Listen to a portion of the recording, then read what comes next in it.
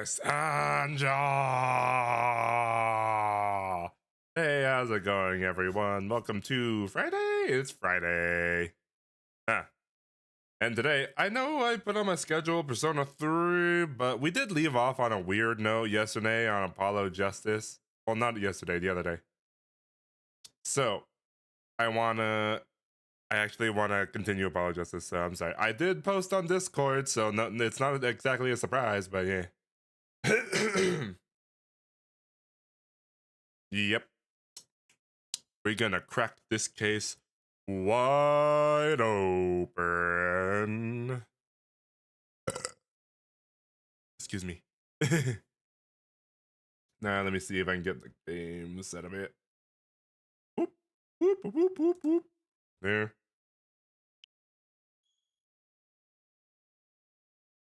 Hiya, hiya, hiya, hiya, hiya, hiya, hiya. Huh? Wah.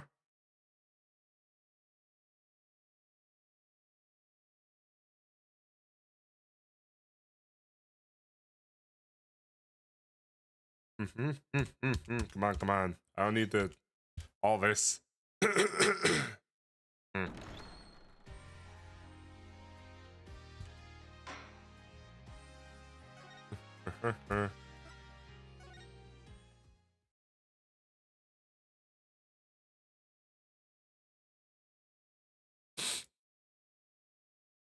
Let's see. Aha, here it is.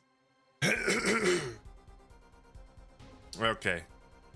So from what I remember, wait, is there? No, wait, let's go to history. Aha, here we go. Let's see, okay. Yes, we were doing this case. We were discussing whether or not something had left the premises of the murder, of the location of the murder. But because reporter guy said that he put a letter in the letterbox and it wasn't there when after the murder or after they checked, so something must have left, and that's what we're arguing right now, I think. Sorry about that. Yes, intriguing. So an envelope has disappeared from the scene of the crime. Of course, this changes nothing. Huh? He has a point, Mr. Justice. What we're trying to figure out is that how the poison got into Mr. Misham. Is it really important that these envelopes the witness says he saw disappeared? Well, if it did disappear, then something did leave the studio that night. That seems to be very important to me. Very well then. The witness will add to his testimony. You got it. Let's see.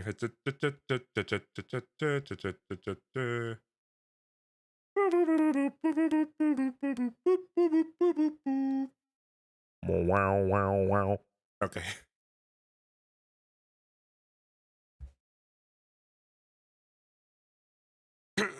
Let's see.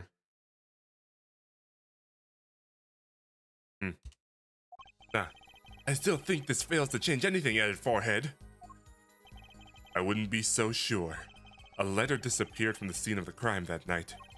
This is exactly the opening I've been looking for.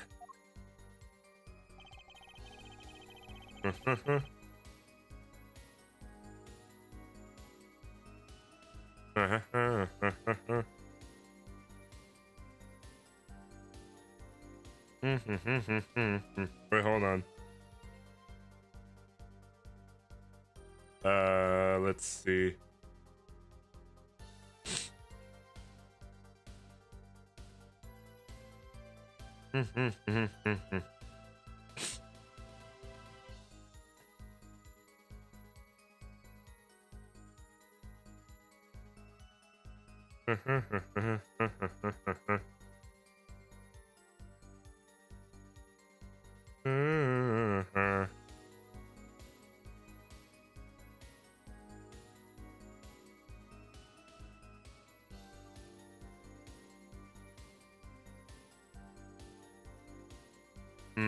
Let's see.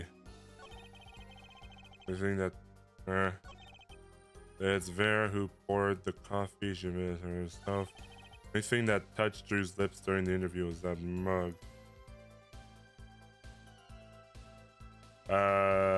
Chris. You're sure about that? Well, to be really precise, I was busy gobbling mint candies the whole time. One of those candies might have been poisoned. Objection! Yet, at the time of the autopsy, no fresh fragrance of mint filled the room. And no mint residue was found. Huh? It was a long shot anyways. Don't tell me you're still trying to prove this.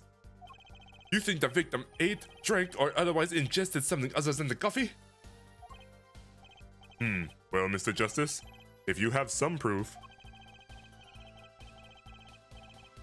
The possibility is there. I can feel it. Just maybe I have to prove it, but not yet. And possibly isn't going to cut it. And possibility isn't going to cut it. Not now. Mr. Misham ingested that poison via a route other than the coffee. I guess we're supposed to prove it. Proof is possible. Here goes nothing.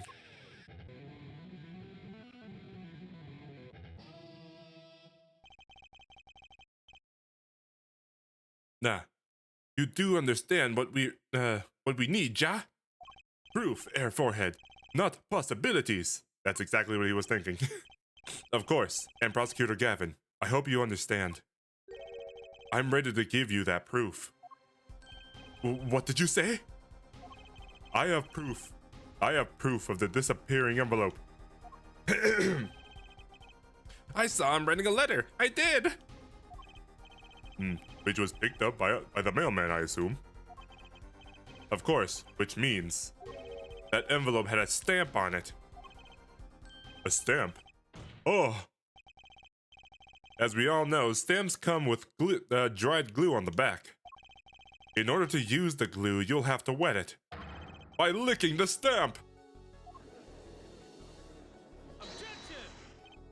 Feh, no one worth talking to actually licks stamps on this day and age. Even if you wanted to talk to him, you couldn't. He's dead after all. Okay, so we licked the stamp, but wait. How does that explain the autopsy in the rim of the coffee mug? If he licked the back of the poison stamp, the poison would get on his tongue, yes? What would happen if he put the coffee mug to his mouth, Oh. Those traces on the mug weren't the killer's doing. It was the other way around. I mean, yeah. The poison was only found on that part of the mug, and they wouldn't have known it was, you know, on that specific part. It would have poisoned the whole rim. What? The coffee mug didn't poison Mr. Misham. Mr. Misham poisoned the coffee mug himself. Order, order, order. But that doesn't... Does it? Recall, if you would. Atropine is a slow-acting poison, yes? The poison entered his body when he was putting the stamp on the envelope. But his time wasn't up until the very moment he touched his lips to the cup of joe.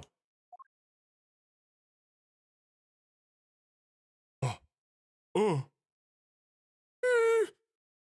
He's got a shit. I'm writing this down. Yeah, keep talking, guys. You have something to add, Mr. Brushel? Uh-oh. His nose is picking up another scent. As I believe I mentioned earlier. Oh, wait, hold on. Well, that's the thing, see? After he put his letter in the envelope, Mr. Misham sat there searching his desk drawer for something. Ah, yes, a stamp, a so-called postage stamp, end quote. But you know, I don't seem to remember him ever finding one. Maybe he just ran out? Incidentally, we searched the desk drawer for the scene of the crime. There were no stamps, not a single one. That does pose a problem.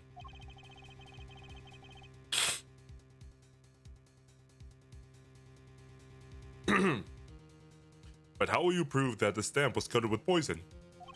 Actually, I'm glad no other stamps were found. It makes proving the stamp was used he used was poison possible. Good show, good show. You can't even prove there was a stamp at the scene of the crime in the first place. Well, let's hear the defense. Let's hear what the defense has to say, anyways. Now, where is your evidence that proves the existence of a poison stamp?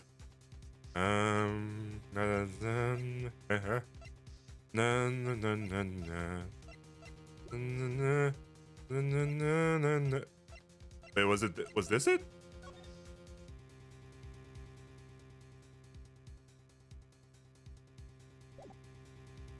Frame measured 2 inches by 2 inches.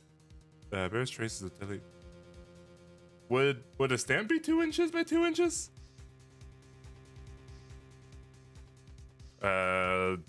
Take that! Well, this certainly is a cute little frame. And by little, I mean really little. It was on the victim's desk, Your Honor. Quite empty, as you can see for yourself. I noticed that during my inspection. So what? Apparently you weren't as observant as you should have been. You see, when you saw this frame, it was missing something quite important. Missing? Something? Yes, a pale bluish stain on the inside of the frame. Aquatine residue! What?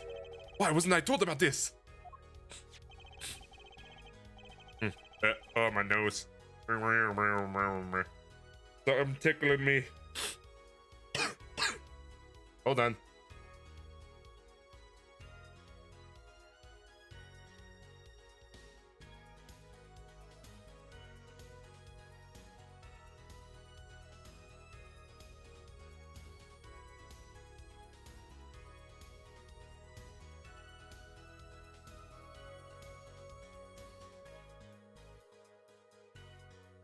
Okay, there we go.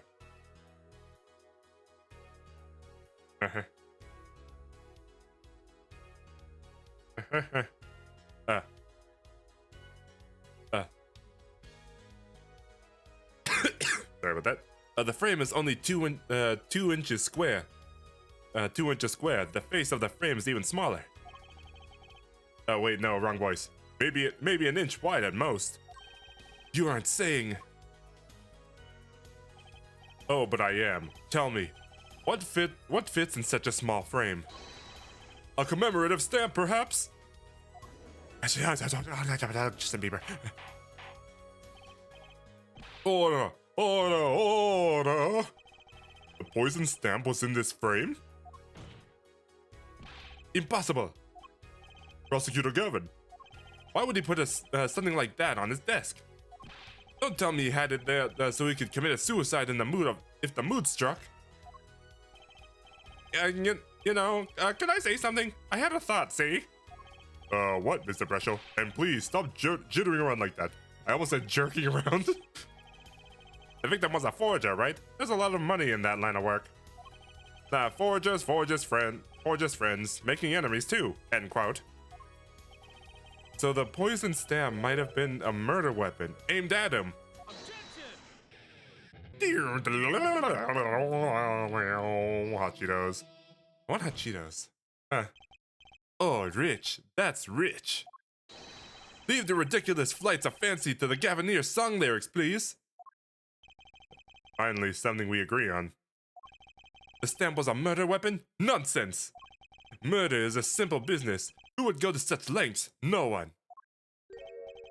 Oh, I disagree. Come again? Recall, if you would, the victim's reclusive lifestyle. Drew Misham hid from the world. He avoided meetings. His only contact with the outside world was the mail. The mail? Now, if you wanted to kill someone you couldn't meet, but you knew red letters, a stamp would be the perfect weapon. Ridiculous! Where's your proof? I want proof. Show us the evidence that poison stamp was sent to him as a murder weapon. I might not have evidence per se, but things are finally starting to come together. What is it, Apollo? Your fists are trembling. I think I know what happened. I don't believe it, but I can see it. I think I know how Mr. Mission was killed. Well, fill us in, Mr. Justice. A certain piece of evidence points to the truth, Your Honor. I can show you how someone with the intent to kill sent Mr. Mission that stamp of death.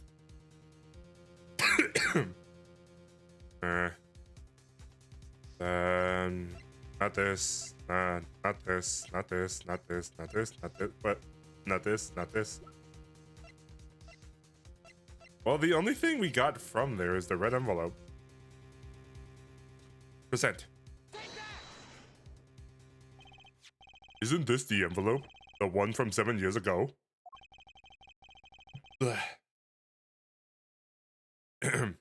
Think about the text in the letter again.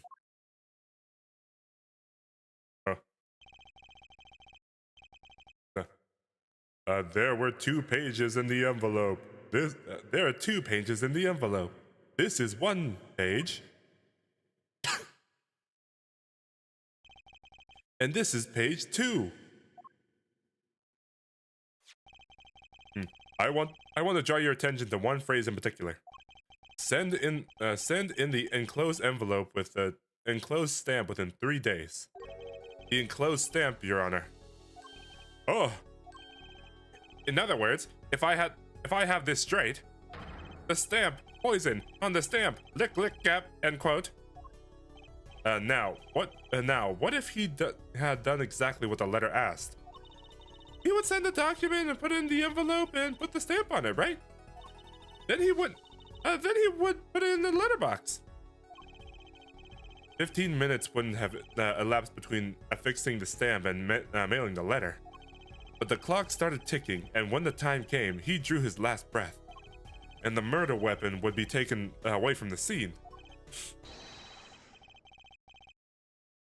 Quite conveniently, thanks to the postal system.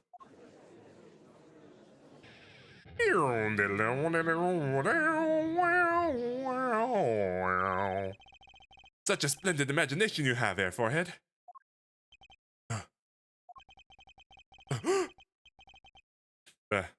Let me confirm things with you, if I might. So this poison stamp was inside the envelope from 7 years ago, ja? If that is what you'd have us believe, really? What? Well, is it a little bit of a stretch? It is a little bit of a stretch, but there is a possibility. Yes, a very small possibility. I gotta get the charger for my controller. Where'd I put it?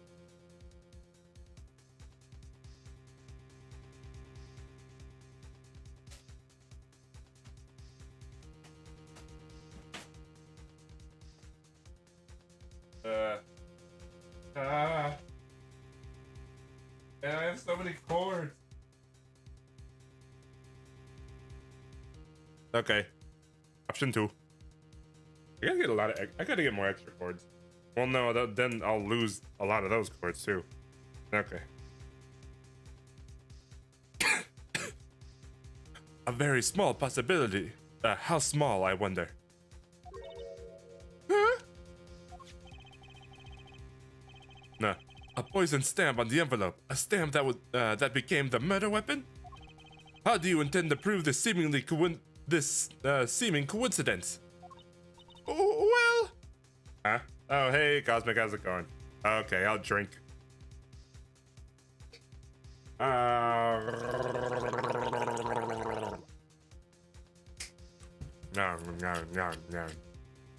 Chewing ice. Nom, nom, nom, nom. Ack! It was 7 years ago, and we don't even know who sent the letter. And your answer is silence, I see. Very well. I move to... It's not nice to pick on the Freulein clavier. Wait, what? There was 2! Wait, what? Emma. Well, like my Christoph Gavin impression? Did I sound like him? Don't quit your day job. Don't you have a crime scene to be looking after, Fräulein Detective? Someone had to come dig you all out of this mess you're making of this case. Mess? You know, none of this would happen if you just trusted in science a little more. You can find out if the stamp was in that envelope easy. Care to explain yourself, Fräulein Detective? Glare at me all you want, but science is on my side. It's all in the residue, right? That's right. The poison detection spray. Produce the red envelope at once. You can open it in the authority of this court.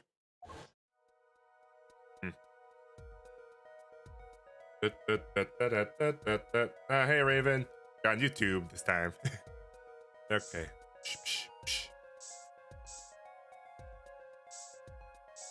Aha!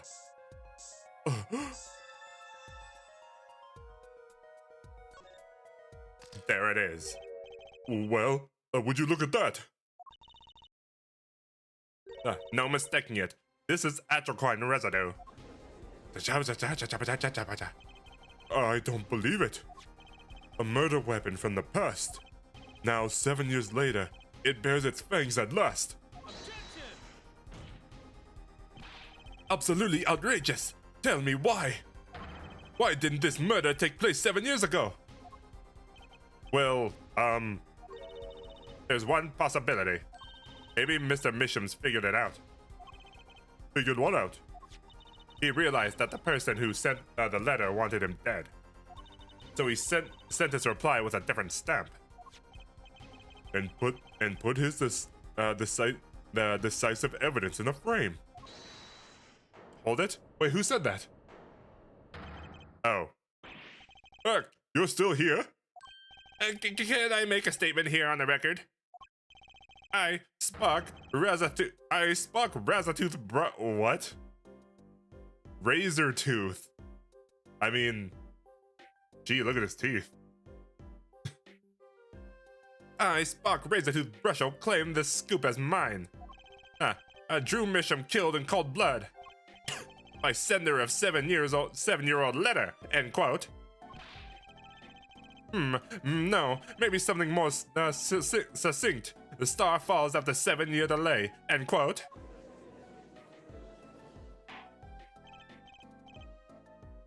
Order!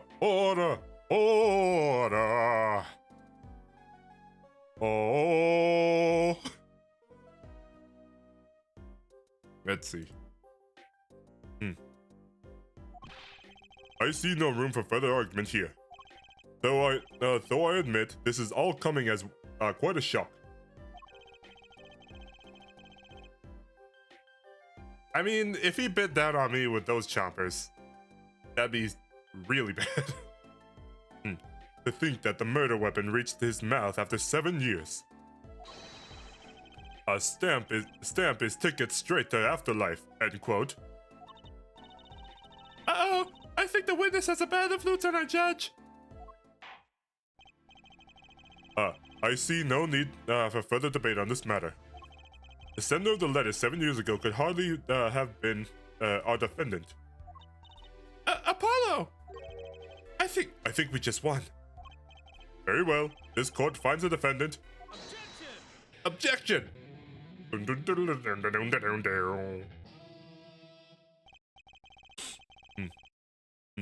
Is this the bright future of our legal system?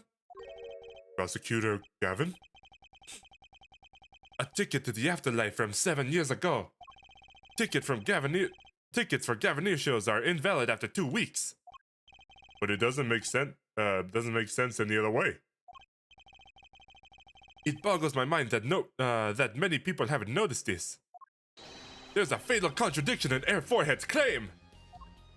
A contradiction? A poison stamp was placed in the envelope 7 years ago. whereupon it was framed until now. If that's the case, then why did Drew Misham have done what he did? Explain that. He must have realized it was poisoned. Therein lies the rub. 7 years ago, Drew Forger Misham sensed a trap, and he put the stamp in a frame. I do not debate this, but this begs the question. Why 7 years later did he use the stamp on the night of the murder?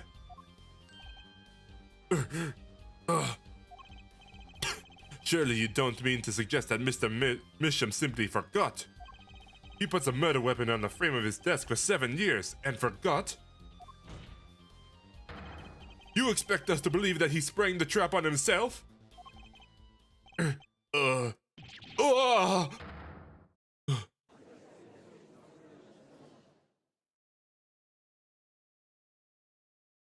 While I admit this is all quite a shocking myself, it does seem highly unlikely that he would fall aloof of a trap. That had been sitting on his desk for 7 years. Apollo! I don't think we're winning anymore!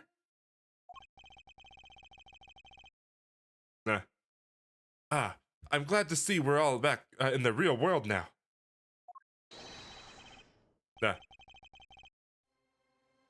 Welcome back to reality. We've been waiting for you.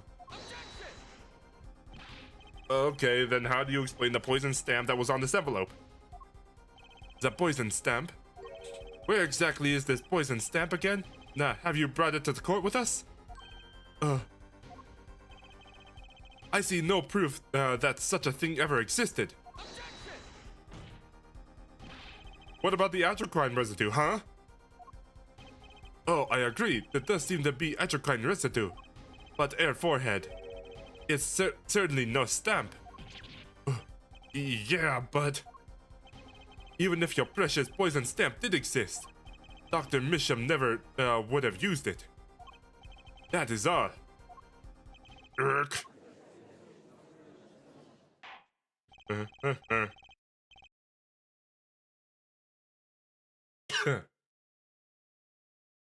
I believe we've come to a conclusion again. Apollo! Were we wrong the whole time? I can't believe it. The poison traces match up. It can't be a coincidence. I'd like to bring this closure to the issue sometime this year. Mr. Justice? Yes, Your Honor. Let's review the facts and see where we stand. 7 years ago, Drew Misham received this red envelope. There was traces of poison aquatine on the document inside that stamp. A similar trace was found on the crime scene. On this tiny picture frame, the defendant had indicated the possibility of a yellow envelope. An envelope that left the scene of the crime with a poison stamp on it. Yes, but even if the envelope contained a poison stamp, and Drew Misham knowing this put it on the frame, he never would have used the stamp. I'm afraid you're right. Which means there's a fatal flaw in the defense's case. I haven't been on the wrong track this whole time. I'm sure of it. The traces of aquatine, the envelope, the frame, and Drew Misham's mysterious death. They're all connected somehow.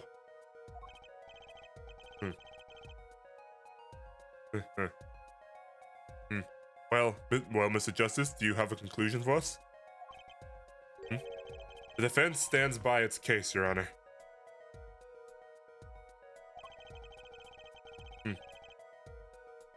We've seen the logical outcome of the evidence that we've seen that the logical outcome of the evidence makes no sense, which means that one of our clues must be fake. A fake clue? Fascinating. And if we find this fake, your wild fantasies will prove quite reasonable, ja? The fake clue that's thrown us off the poison trail is none other than there was poison on the envelope. And there was poison on the frame.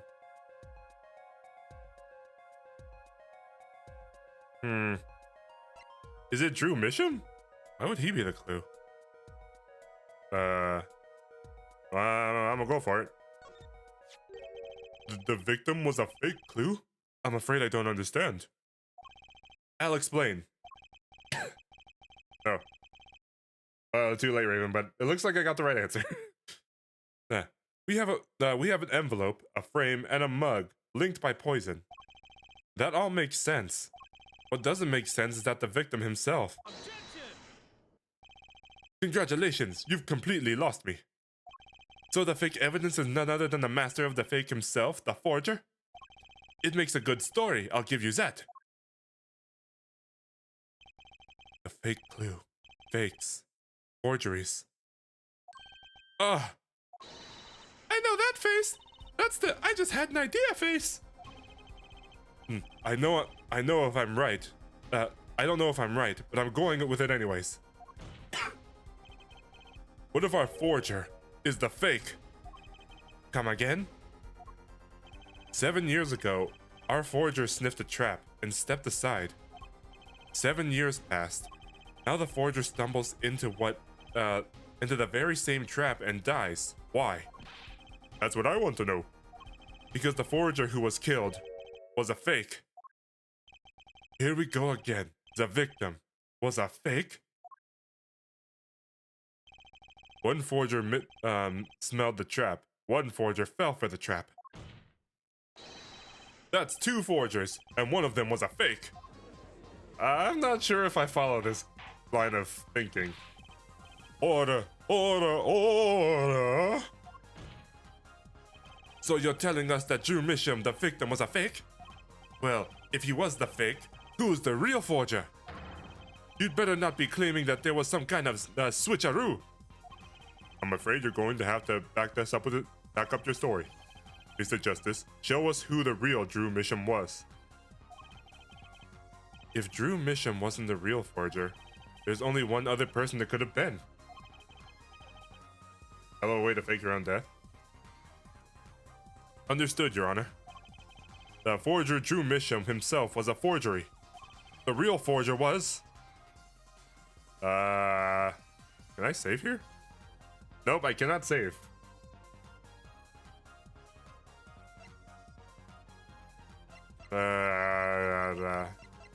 No. The only other person could have been was his daughter? No. His story lines up fine, and he doesn't have a motive. Bah! There can only be one explanation, really.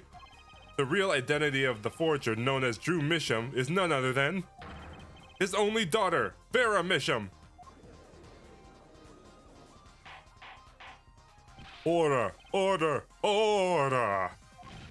Mr. Justice, this is going out on a limb, even for you.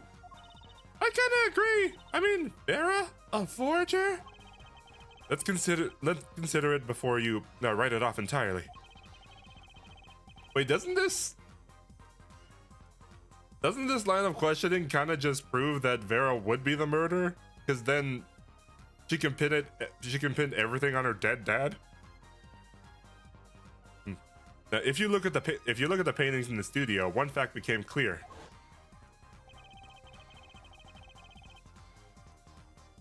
The clues leak out.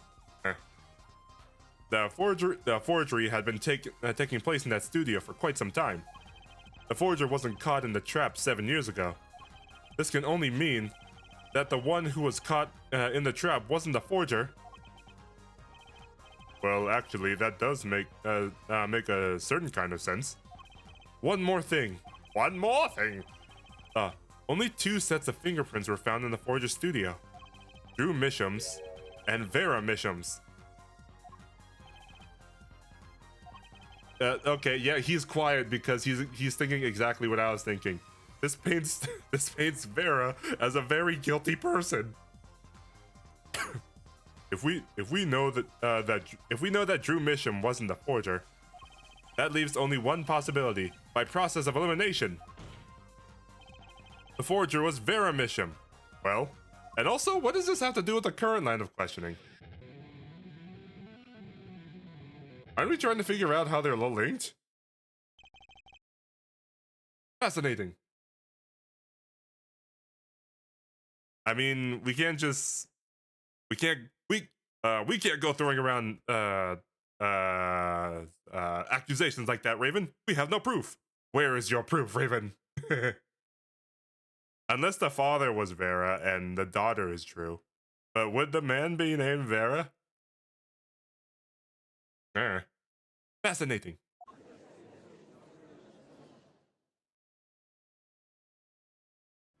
Hello. Vera Misham. You've been paying attention to the trial so far. Let's just ask her and be done with it, shall we? Who are you? Who is the forger, Drew Misham?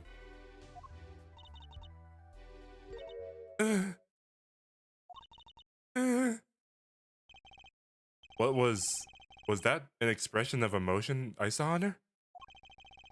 She's staring holes into Prosecutor Gavin's face. I'm used to being stared at by Fräuleins, believe me. Though they usually talk to me, too. Tell us, were you the one who forged those works of art?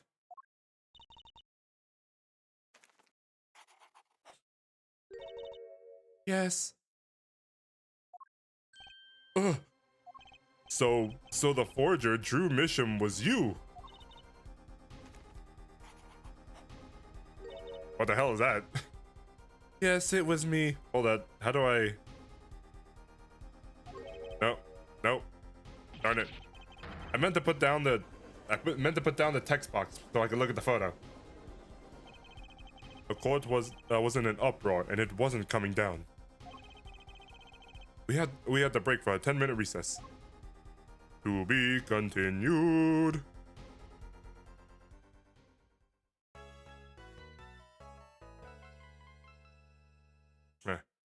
Yes.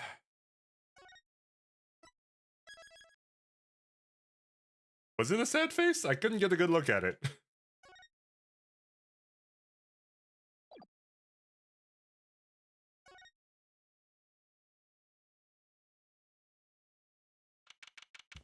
Oh, my controller fell.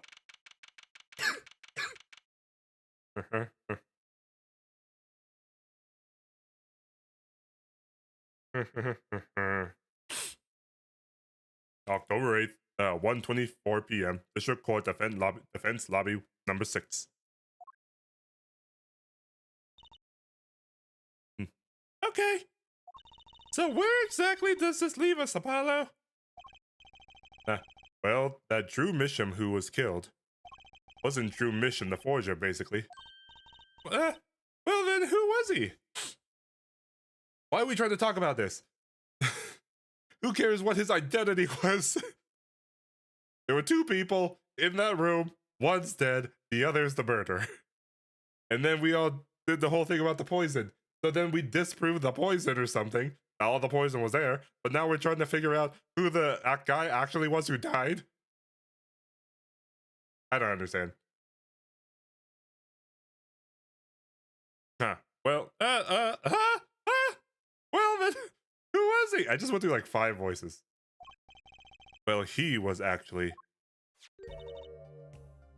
I still don't know what that is. Is that her painting? Is that supposed to be her painting her own fingernails and that's like a model of it? Or is that a model she's painting? Doing her nails. So you really made those forgeries?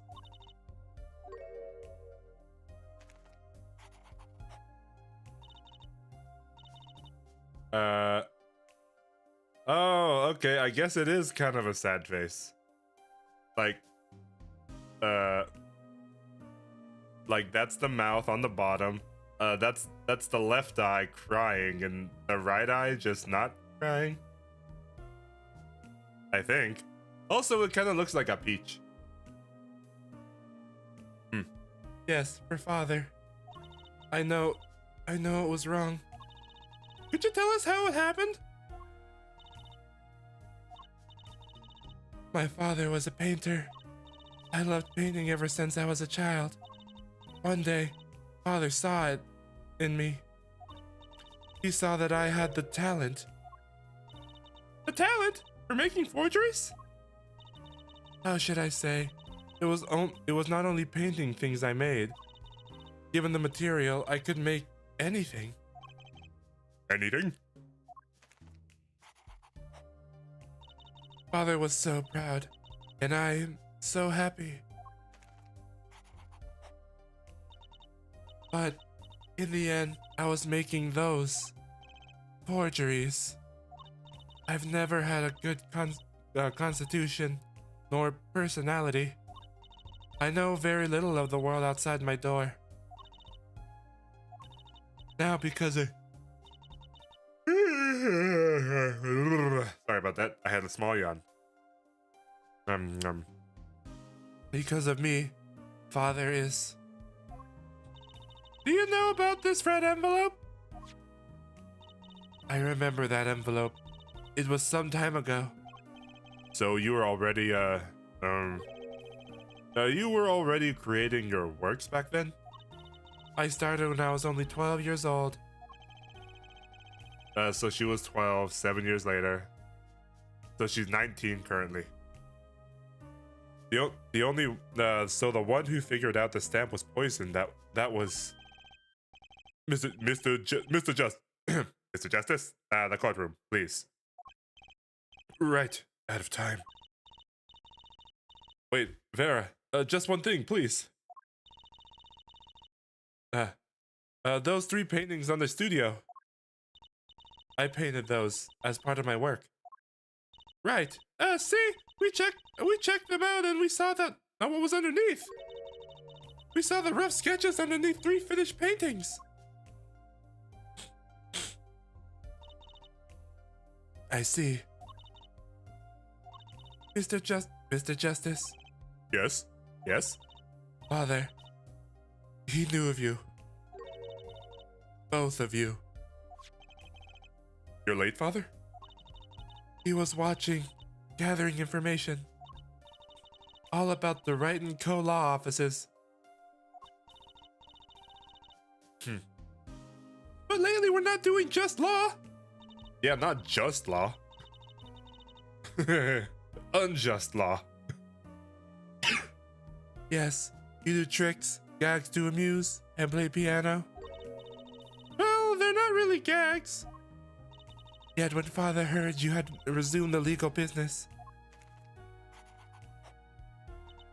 how pleased he was. Who was Mr. Misham? How am I supposed to know? What if he was Daddy's daddy? Judging from the relative ages involved, I'd say that's highly unlikely. Things are already confusing enough with all these daddies running around.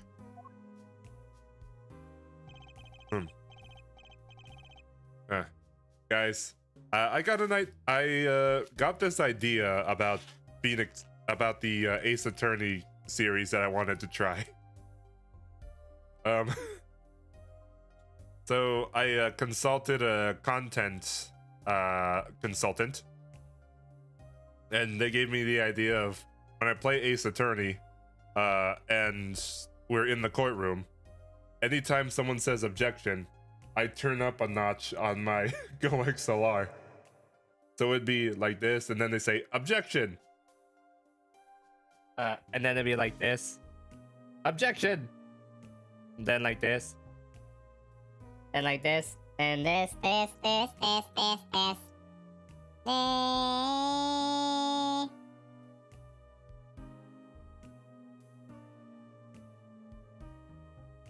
And then when we reach too high or low, I'd probably go the opposite direction. I feel like that'd be pretty fun. Every time someone says objection, my voice gets higher.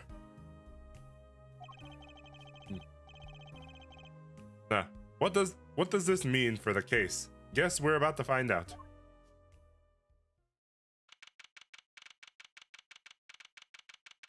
You can't clip on YouTube, Raven. Oh, can you? I actually don't know. Can you clip on YouTube? Where does it go? I don't know a lot about YouTube clippings, so.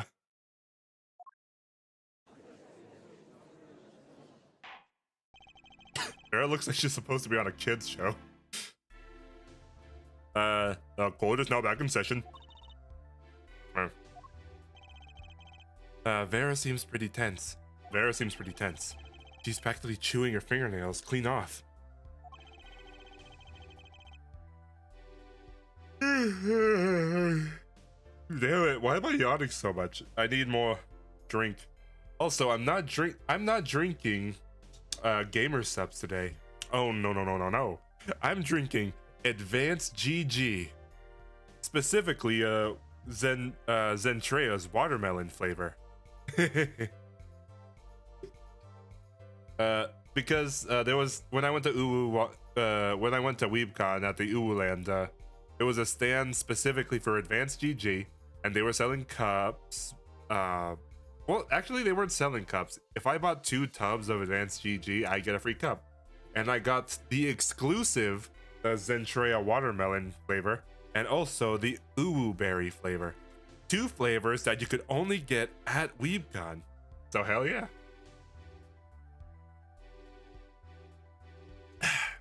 And it tastes pretty damn good. There we go.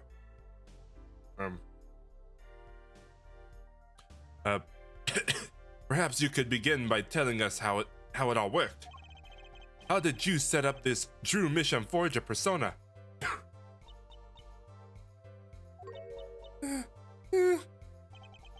Now there's that stare again. She's drilling holes into his head. I know it's hard for you, but hey, he's a handsome guy. What's hard? Hey. Apollo's pretty good looking too. Very well, miss. If you would. Did you really make those detestable forgeries? Perhaps you'd rather answer my question. Were you the one who painted the paintings? The remarkably similar ones? Yes. I painted it, yes. Father praised me quite highly for it. So, she was the one who made the forgeries? Yet she did not wish to reveal the truth of their operation. So the victim was a stand-in as a decoy. To the world at large, he was the forger, not her. I've done a bad thing. I have, haven't I? Regardless, we need a little more information.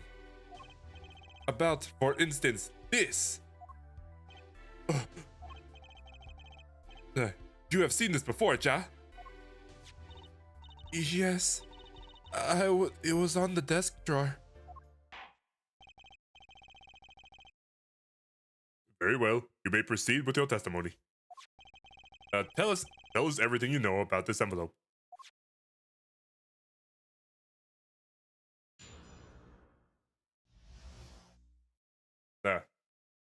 Red envelope.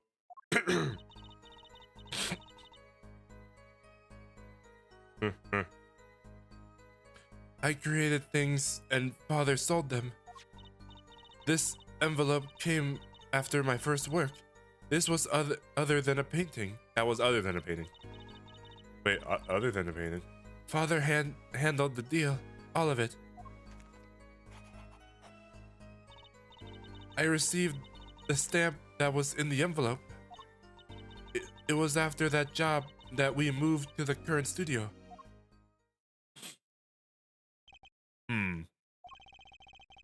There certainly was much of great interest in your testimony. Not that the witness realized it. Very well. Please begin to the cross-examination. Right. Okay. We need more information about this forger. This Drew Misham. I created those things and Father sold them. Chris! So, these things you were making, you mean the paintings identical to the other paintings, right? The closer they were, the happier Father was. I was happy too. Still, you're quite young now. When did you begin this work? My first painting sold when I was 12. Your Honor, She had no idea what she was doing. She had no idea what she was doing was illegal. Objection! Oh, it said objection. Easy there, attorney. Easy there, attorney. You're not here to defend her for the crime of forgery. True. Please tell us more about this red envelope. This envelope that may very well have killed your father. All right. And this envelope came after my first work that was other than a painting. Wait. Wait, go back.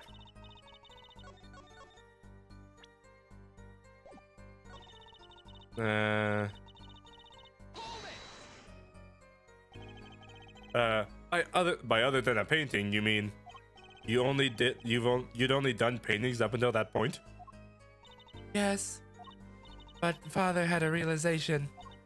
He noticed my talent extended to making things other than paintings. For instance, a letter someone had written, or a fingerprint left upon a cup, or a signature on a document, a sealed upon letter. None of this is making her sound very innocent at all.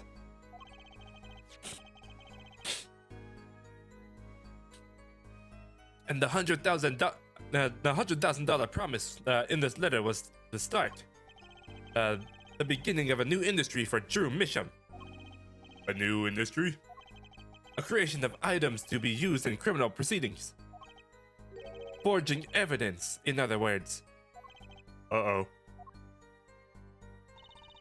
Father handled the deals, all of it. I received a stamp that was in the envelope. Oh, because she had to copy it to send it to the other thing, and then they moved so that the killer wouldn't know where they were. What do you mean you received it? Did I do something wrong? You didn't use the stamp because it was dangerous. You didn't use the stamp because it was dangerous, correct? Deadly poison on the back. Atroquine. Oh, objection. A moment, Air Forehead. Huh? You can't force an answer upon the witness. Now then, perhaps you would tell me, Fräulein Vera. Why did you receive this stamp? Is something wrong? It was beautiful. Ah, you mean it was one of those commemorative stamps? Yes, I think it was. So you didn't know about the poison?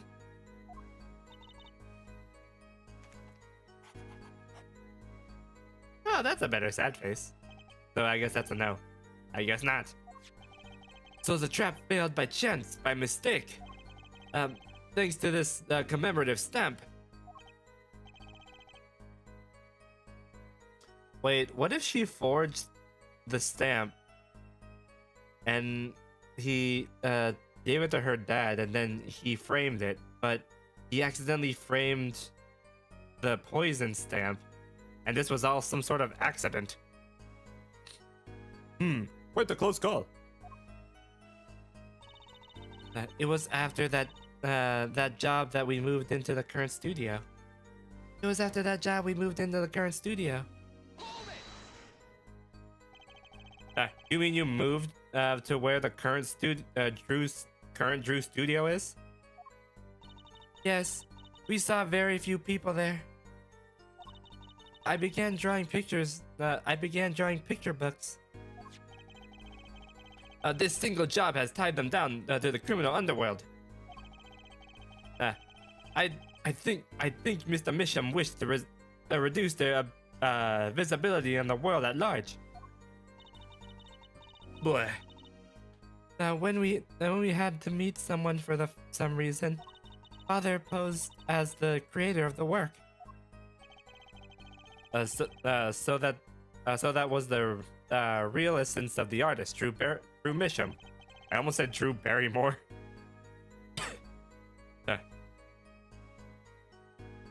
You did the work and he supplied the face. So, you really didn't know anything, did you? You had no idea how much danger you were in.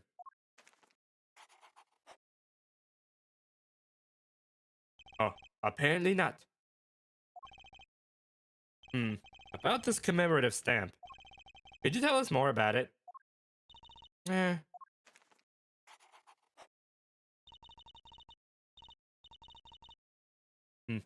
It was very pretty. And more than that. Yes? It was a picture of people I liked I liked at the time. Huh? This is something new.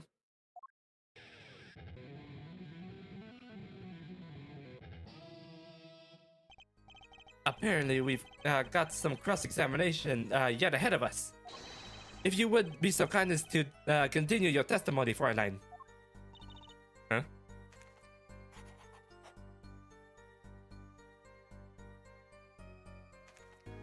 Okay, good. That was a picture of my favorite magicians. So I kept it. Wait. She kept the stamp because she liked it. It was the magicians. So what if I showed her? Oh wait, no, I didn't mean to press. Magicians? I loved mysterious things. I always have. Even though she fainted even when she saw Mr. Hat? You're confusing mysteries with freaky. Father took me when I was very young. It was a great magic show. I loved it so much. See? See? Isn't magic great? Fine, great, yeah, sure. No need to get all excited. But the magic troupe we saw disbanded soon after. I was quite sad.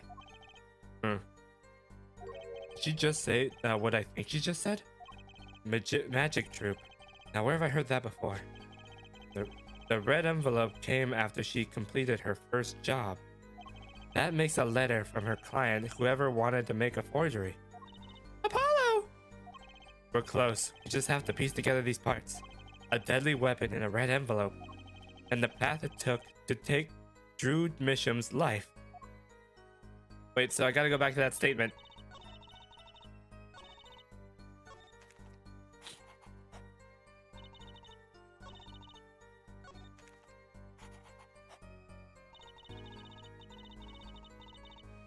What if I present this magic show ticket? Objection! Objection! Those magicians you like. Was it this bunch? Apollo,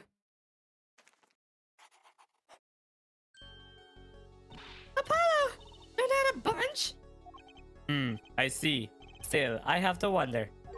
Why include a commemorative stamp like that in a business letter? Good question. Well, pretty stamps are always better. You can't beat true premiere. But the whole murder plan was a failure because of it. Ironic, don't you think? Prosecutor Gavin? Oh, he's sweating. Why is he sweating? Prosecutor Gavin? Grim, yeah. What's with Gavin? Might I ask just one question of the witness? Huh?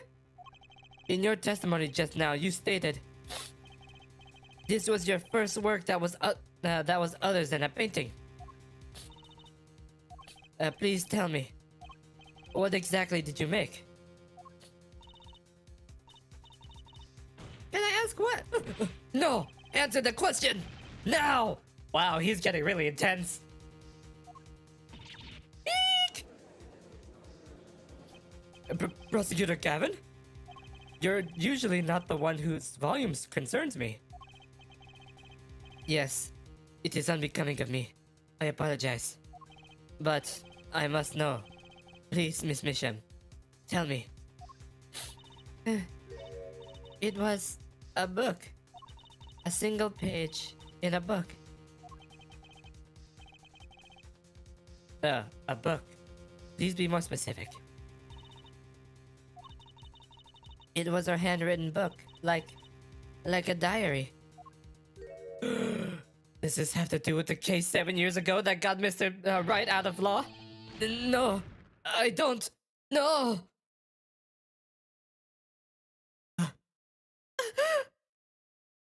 Oh, I just peed myself. Where? What's wrong with Prosecutor Gavin? He looks like he just saw a ghost. Miss Misham, this book. Was there a picture of a silk cat in the back cover? Yes or no? How? How did you know? Objection! Prosecutor Gavin, the defendant is answering all of your questions. Stop badgering her. He's told you nothing, has he? Your soiled, sullied mentor. Nothing! Nothing? Sullied who? Oh, he's talking to... Okay. Phoenix Wright. Who else? Daddy? Hey guys, is this getting annoying? Or is it funny? I can't tell. I can kind of hear myself, but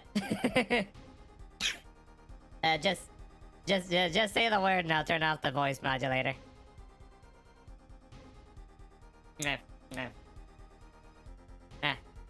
He never told you about the trial 7 years ago? About how he came to lose his attorney's badge.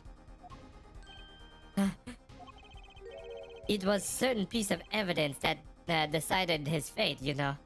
It's fine? Okay. A certain diary. On the back of it bore the mark of a silk hat. What? Phoenix Wright. Tossed out of the profession by false evidence. The forger who made that evidence is the girl standing right in front of me? Vera, you must tell us. The evidence you made was used in the trial 7 years ago. Who asked Drew Misham to forge that evidence? For all our sakes, who was it? Okay, we're really deviating from the actual case here, guys.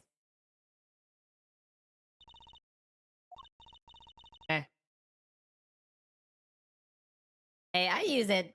I don't use it as much, I guess, but I use it to, you know, regulate background noise and stuff, but I don't usually. Because I have a Go XLR and they stopped making updates for that, so I'm not sure how long this is gonna last. Man, this costs a lot though. But I bought it like 2 years ago. Hmm. We only met once. You met the client? Well, who was it? It was... What's going on with Vera? She's staring at Prosecutor Gavin's face again. Wait. She's staring at Gavin because he's the twin brother of the other guy. And they look alike. She's staring at him because she saw his face. Yes, what? There's something about me? I remember clearly. I remember who gave me the book. The diary. Who was it?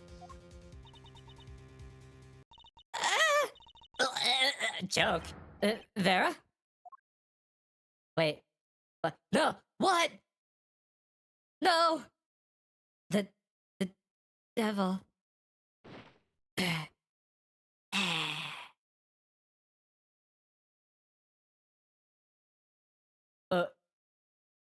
Defendant Vera Misham. Condition. Unconscious.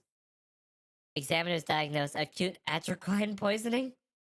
They gotta get her to the hospital now! This ends the recordings of the trial of the murder of Drew Misham. Vera Misham was, during the trial, poisoned by an unknown assailant. The dosage was just under the lethal amount, sparing the defendant's life. She is currently in intensive care and not to be disturbed by anyone. A very simple case at first glance, until it finally began to show its true colors. The long road of the truth takes us to the records of another trial. Phoenix right.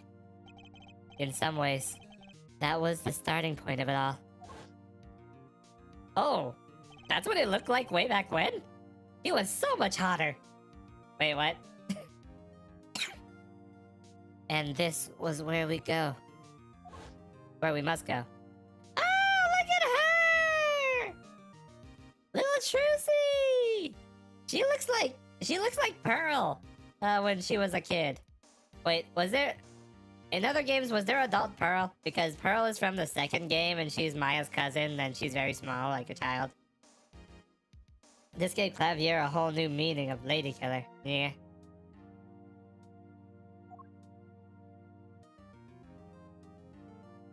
To be continued. I sound like Cartman. I don't watch South Park, but yeah. I don't know any lines by Cartman, so... Yes. How many chapters in this last episode?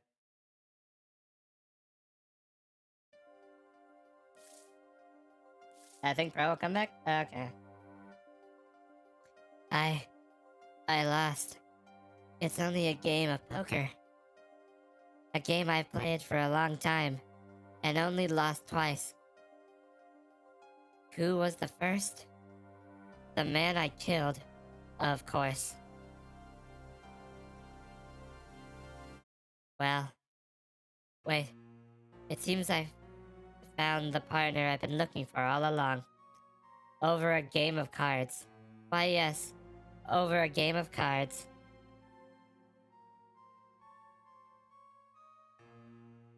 Okay, guys. 7 years ago. Wait, Phoenix is talking now? 7 years earlier, Phoenix Wright's final trial? We're time traveling now? Wait, hold on.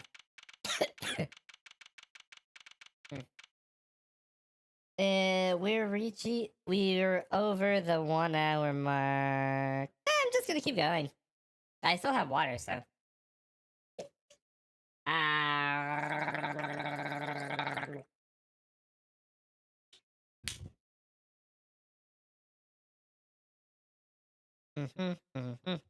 Hold on. Any way you want it, that's the way you need it. Any way you want it.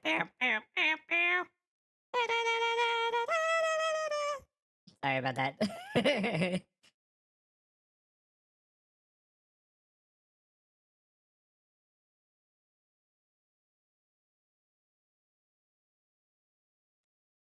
Ooh, ooh, oh. I am taking out Okay, there we go. April 19th, 9:27 a.m. District Court Defendant Lobby number 2. Ooh, I know it's been a long time since I felt like such a rookie.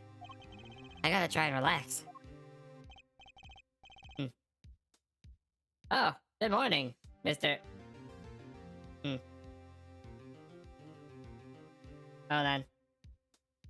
I just gotta make sure everything is clear here. I'm just checking the health of my streams on both ends. Just wanna make sure it's all good.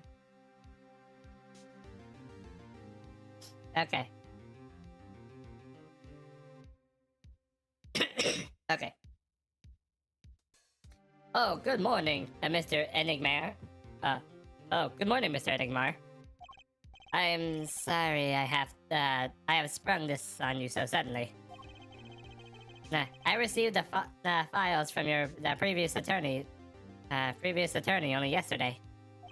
Honestly, I'm not entirely sure I'm prepared. I understand. I'm asking the impossible of you.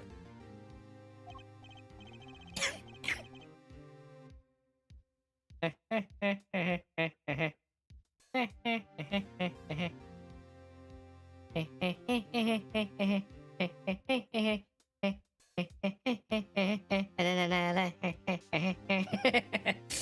gosh. Yes. Well, you haven't really told me about what happened yet. All we did was play cards. And that was enough. Actually, it wasn't. Trust me. Hello, Trissy! Oh, morning, Daddy! Oh, I'm so glad you came. You okay, Daddy? They're picking on you. Are they picking on you? Ha ha ha ha! I'm fine, as always. This old boy, he is here to help me after all. That's young man to you. Good morning. That's a cute outfit you have on. Thanks! It's my first show today, after all. Oh, I'm sure it is. What the heck is she talking about? Old boy. Me. Oh, look, let's see what he's saying. Here.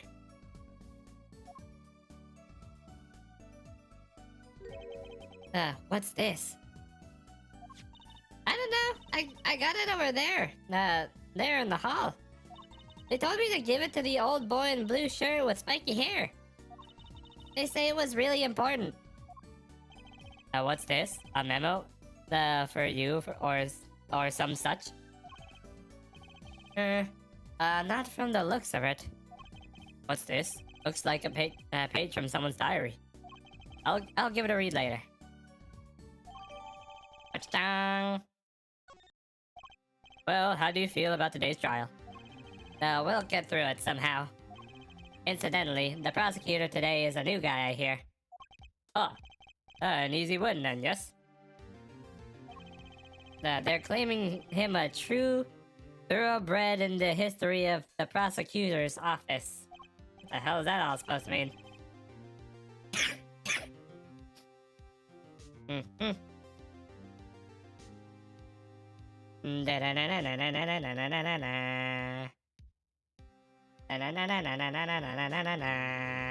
Okay. Now, of course, there's one of those every year. This switching of attorneys just before the trial. Oh. Hey guys. I think I actually will have to take that break right now. Like a sudden wave hit me. A wave of shit. That I need to take. Ads? Well, I will run ads, but I have to use the bathroom. Like right now. Ever have those moments where you just, suddenly feel it like it's pushing at your asshole? And you're like, whoop! Okay. BRB! Bathroom break!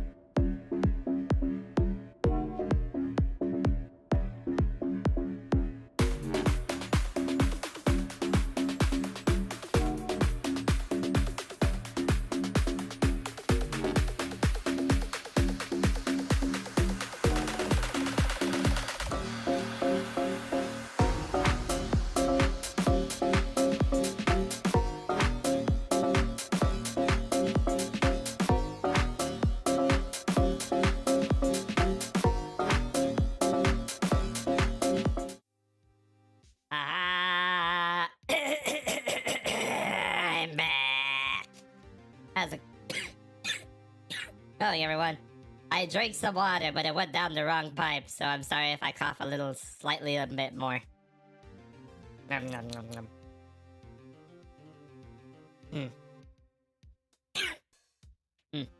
I know it is difficult situation to I put you in, but allow me to say one thing, Mr. Wright. Yes? There will be not be. They will not be able to pronounce me guilty today. Do your best. Do not worry. First time the defendant's ever given me such a pep talk. I'll do what I can. I see you do not understand. You see, it will be impossible for them to declare a verdict. Impossible? Yes, isn't that right, Trucy? Yep, you bet, Daddy. My first look at the case was only yesterday, and the information I was given was a tad lacking, to be honest. Still, I'll do what I can for their sakes. Damn it.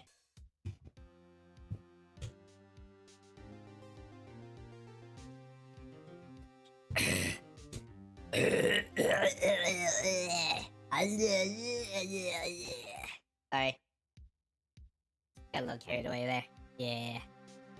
Oh yeah. It's all coming together. I believe I believe the curtains will be lifting anytime soon. I am in your capable hands, Mr. Wright. My client is the Shady Enigma. Raven, you don't need to tell us. You don't need to type that in chat. It's okay. If you guys weren't at your keyboards, I wouldn't know anything about it.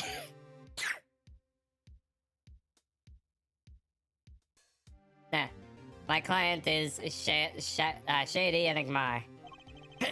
Oh, his name is Shady. Known to the world as Zach Remier.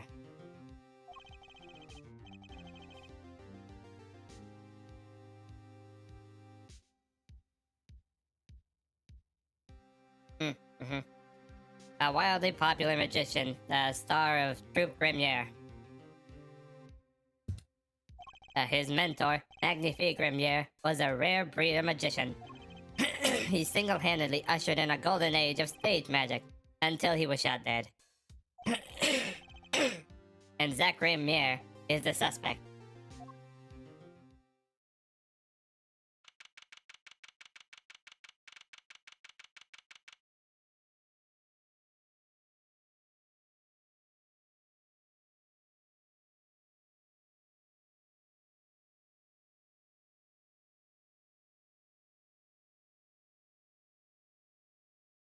Okay, there we go. April 19th, 10 a.m. District Court, courtroom number 7.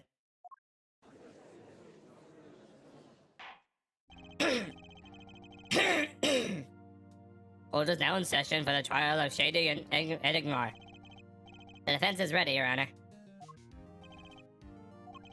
Is the prosecution ready? I was just thinking, is this what all the fuss was about? A bit of a buzzkill, really. Buzzkill? Is this some kind of new crime? One of the worst. This is a trial, cha. Where are the sweaty palms? The pounding hearts? A Gavineer's concert got 10 minutes. A Gavineer's concert's got 10 minutes to thrill this gig's got. Were you again? Clavier Gavin. I came to get this party started legally, ja? Gavin? Defense attorney Christoph Gavin's.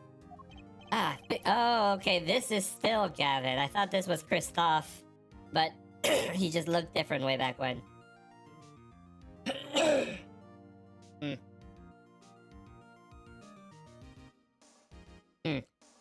Figures my bro's more famous in this part of town. Xavier Gavin, lead singer of the mega hit band The Gavineers. Now you're out of your league, rocker boy. I know what you're thinking. You're out of your league, rocker boy.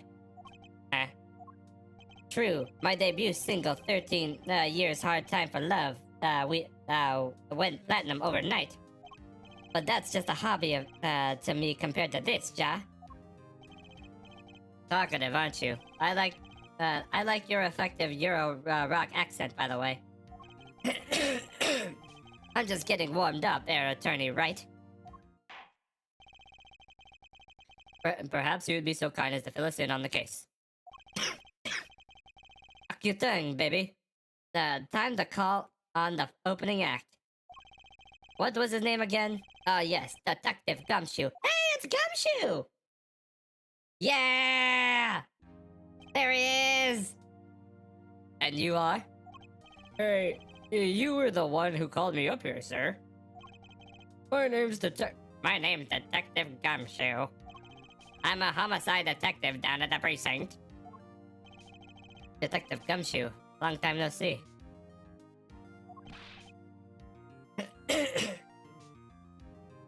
Hey, you. Huh? Me? Today's the day, pal. Today I win and you lose. What the fuck does that mean? You're not on trial. You're not on trial. You're not even a prosecutor. You're a police officer. You're supposed to give us the clues. What was the JoJo reference? You know what? I'm gonna turn this off For now. It's a new courtroom, so I'll do it gradually like this. Okay. I got confidence in my testimony today, sir. Nah, what you normally lack confidence in your testimony? Dear detective, this is my stage. Candy antics. Huh? All this hey youing and such. I could care less about your history together.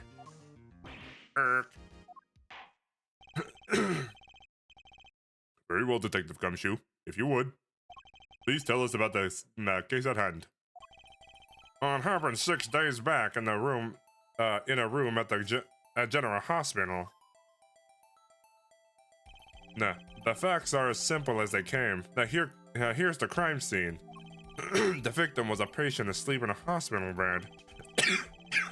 The killer comes in and puts a pistol to his forehead and bam, lights out. Them's the facts. Not so long. The victim, Magnifique Remier, was a famous man. He had the entire country under his magical spell, as it were. Ah, yes, the great magician. He retired years ago, though. Say the name Magnifique to one of my generation, and you'd be lucky to get a blank stare. Yes, though I'm sure the youngsters today would know his disciples even better. I dare say Troop Grimier has made quite a name for themselves. Anyhow, the retired Magnifique's been in the hospital for the last year. What was that? What was it? Mall ignorant tutor of something. Doing something to his liver, I think. Yeah. A meligmatic tumor, perhaps? In other words, he had liver cancer. He had only 3 months left to live, in fact. Oh gosh. Okay. The facts do seem simple enough. But something's not right. The victim was already climbing the 3-month stairway to heaven. Why not wait for him to knock on heaven's door? Why shoot him? I wouldn't have put it quite so lyrically, but that's true. Now why make the effort to commit murder when the victim was about to die? Incidentally, the victim had a serious case of diabetes. Diabetes? In fact, he was about to shoot up with insulin. When he was shot with a pistol, the syringe was found at the scene of the crime. Chronic diabetes and cancer. As much as it pains me to say,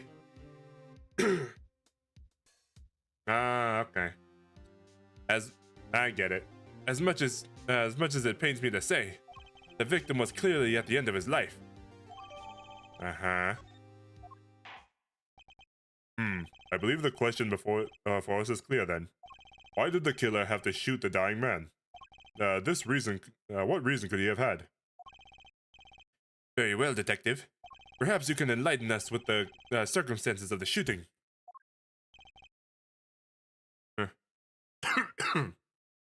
Uh, yes, sir. Witness testimony. Hmm.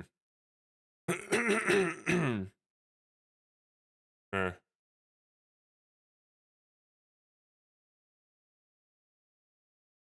hmm. Circumstances.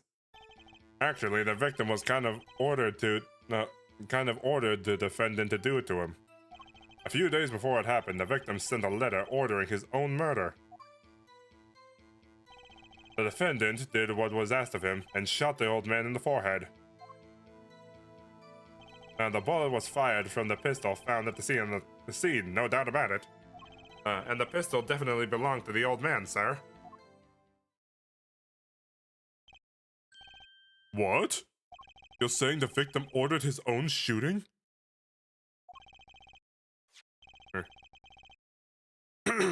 Those are the facts I have. Those are the facts. I have here the letter in question. My beloved student Zach, I told you I entrusted the task of lowering my letter. Okay. Eh. Very unusual indeed.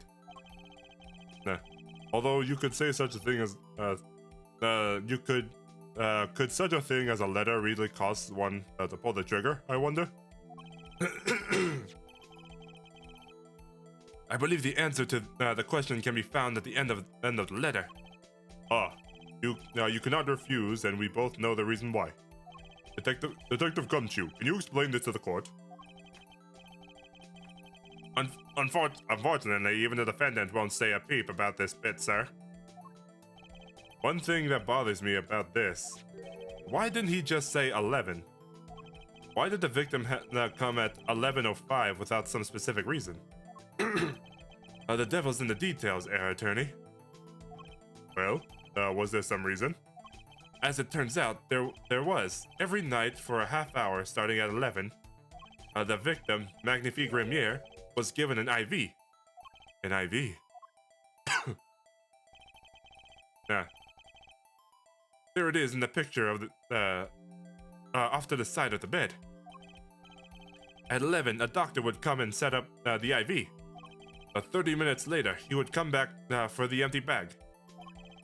This happened every night without fail.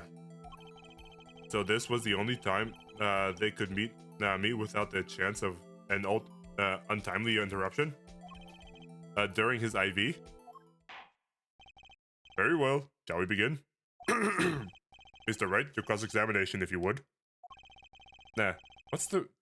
What's the reason he couldn't refuse, I wonder? He could have at least mentioned it to me.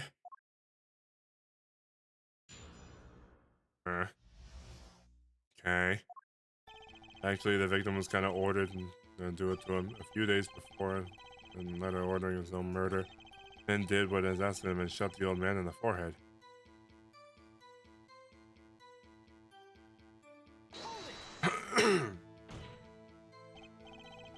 How can you be so sure?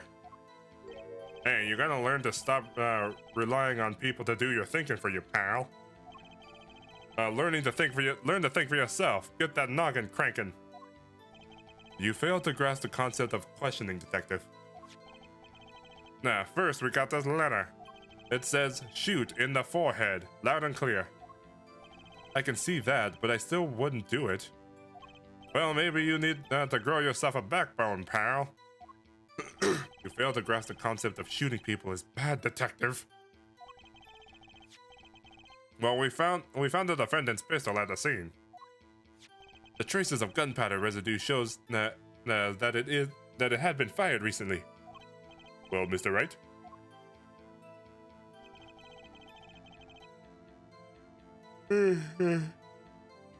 Why does the clown also have a... hole in his head. As far as I can tell from looking at this photo, there seems to be no issue with the prosecution's claim. The photo. Maybe there's something there I can use. So they're saying the defendant shot the victim in the forehead. I think there's a hole in the... Okay, they're just spoon-feeding it to me now.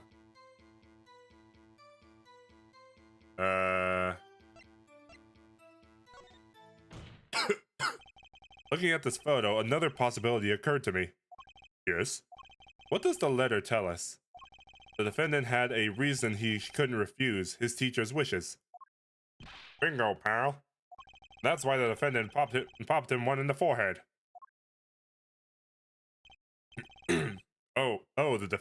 The defense disagrees. You see, the defendant had another choice he had to make. Objection! Nah. What? What? And you can prove that with this photo? I can prove that he had a choice, yes. The defendant might have fired like he was ordered, but he didn't shoot the victim's forehead. Well, let's hear what you're thinking, Mr. Wright. If he didn't shoot the victim's forehead, what did the defendant shoot? He shot the fucking clown right over to the left! Wait, do I? Oh, right here, present. The clown doll? Take a closer look, see? It's been shot in the forehead too.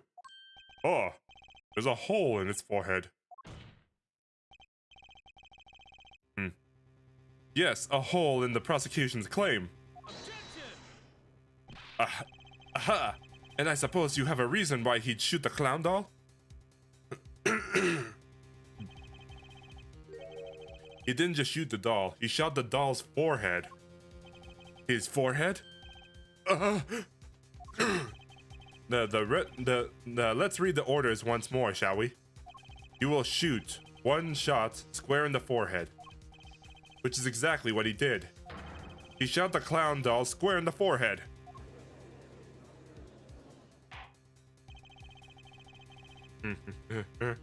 The defense has raised an intriguing possibility. A hole in the clown's forehead. It definitely looks like it's been shot. Bailiff, send someone to investigate this matter. Objection! I admit, I'm impressed, but I expected nothing less. Still, this doesn't mean he didn't shoot the victim. Objection! Perhaps he didn't have to shoot a forehead. Perhaps he did have to shoot a forehead as ordered. No, but the letter says nothing about whose forehead. This is the only way he had to follow his orders without taking a life. The bullet hole in the clown's forehead does demand an explanation. It might very well be a clue, yet Prosecutor Gavin is right. It alone does not prove the defendant's innocence. You cannot claim for sure the defendant didn't shoot the victim. So sorry, Mr. Wright.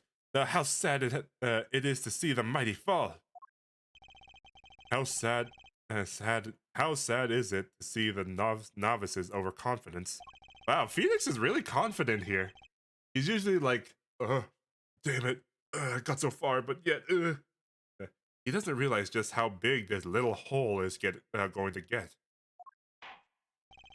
Detective Gumshoe, please take this newfound fact into the account of as you continue your testimony.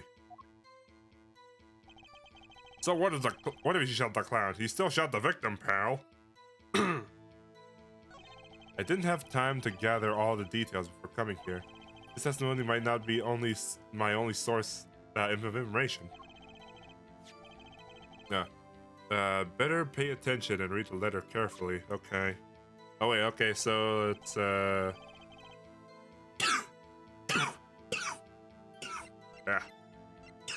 This letter? To you I entrust the task of lowering my life's curtain. Come on the 13th, 11:05 p.m. I'll be ready with a gun and with which you will shoot. One shot square in the forehead. You cannot refuse, and we both know why. And there's nothing else here, so. Okay. few days before it happened. Bullet was fired from the pistol found at the scene of the crime, no doubt about it. Let's press that. Yeah, you meant this pistol, the one in the crime scene photo? That's the one. It's a funny looking gun, so there's no mistaking it. We compare the bullet taken from the victim's skull to the bullet fired from the gun. The rifle markings on the bullet were perfect match. So, you verified the murder weapon, in other words. You bet we did. And the pistol definitely belonged to the old man, sir.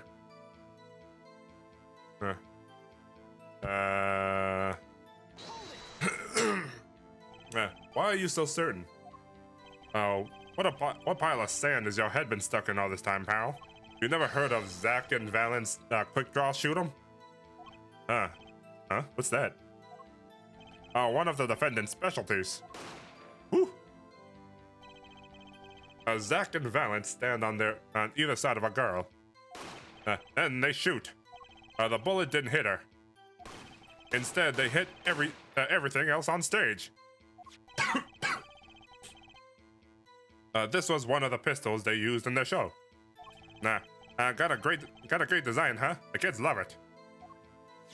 Many boys and girls joined the police because of that pistol I hear. You know, that would explain a lot about the police force.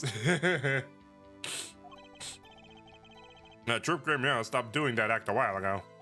The old man held on to that pistol ever since. The court would like to see the pistol in question. You got it, sir.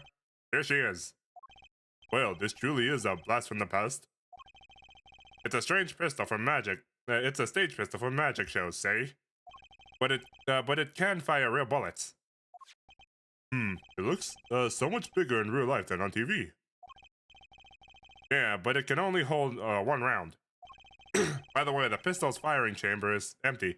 Wait, if it can only hold one round, then how was there two holes at the scene of the crime? The one in the clown and the one in the guy. And it shows traces of having been fired recently. So were any fingerprints found in the gun? Unfortunately, no. Of course, the defendant is known for wearing gloves. We might say that a lack of fingerprints is, in fact, a fingerprint in itself. Aha! Intriguing point. Well made. Whoa. No. Well, not well made. Not intriguing. In any case, the court accepts this evidence. Okay. But can I look at that?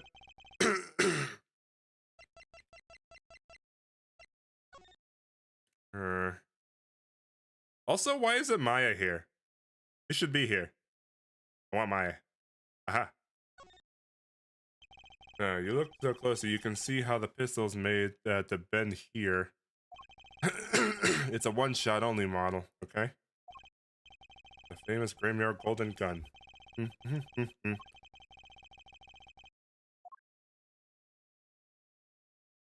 Staring down the barrel of a pistol. Well, that's pretty good detail. They have the lines in the gun too. That's nice. Wait, let me look at the syringe. It's empty, so I guess he used it right before he got shot. I always hate getting shots. I guess Magnifi was giving himself the insulin shots. There's no way I could do that. Wait, Magnifi used this to inject his insulin. Why are there no traces of it having been used? Oh wait, it's not used. Because it's not dirty and it's not been sucked anything. And the thing's still on the needle.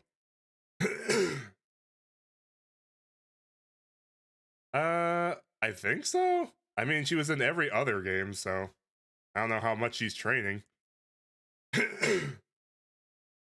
That's something to keep in mind.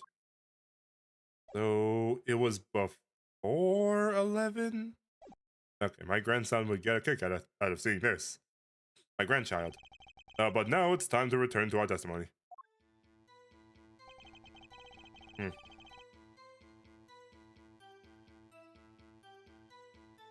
Hmm.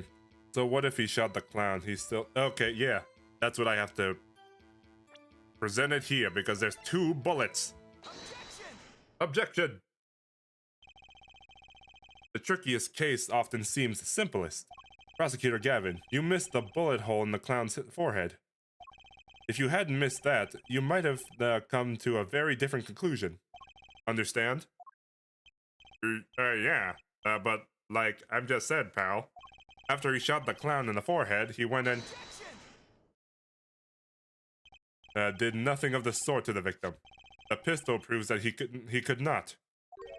A murder weapon? How? It's quite simple, Your Honor. The pistol only holds one bullet at a time. Ack. If he had shot the clown in the forehead, he couldn't have shot the victim too. Yarg! That's not a contradiction, not even close. All he had to do was reload the pistol after the first shot.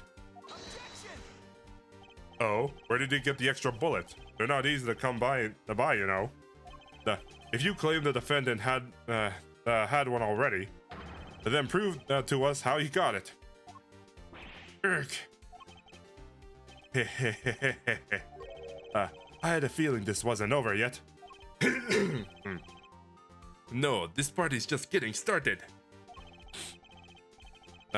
And I haven't proven anything yet, beyond my good looks and startling record sales.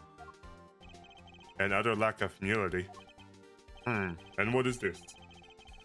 It seems that the prosecution has another witness prepared. Like I said, Air Detective was just a warm-up act. Erg. Now that the audience has gotten a taste of what's to come, they're ready. Ready for what? For my decisive witness, of course. A witness who you will find can prove one thing to us. That it was Zach Grimier who shot the victim in the forehead. Very well. Now, we will pause for the 50-minute recess. This might not be my lucky break. I'll need that 15 minutes to talk to my client, Zach. Order is adjourned. To be continued.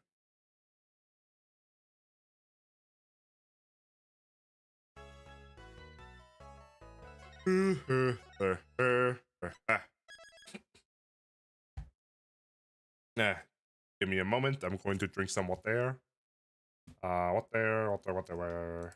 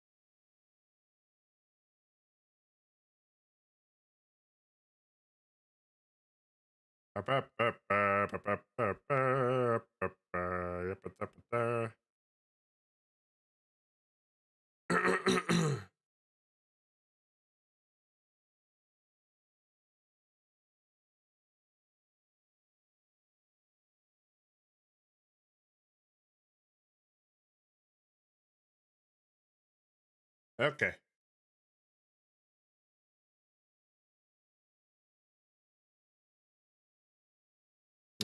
Okay. Sorry, I had to look through some stuff.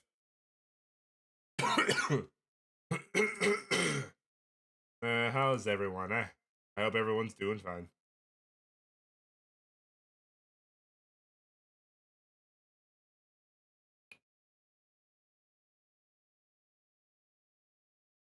Uh, uh, uh, Oh, what? Wait, what's with this? Or it was not receiving high enough maintain.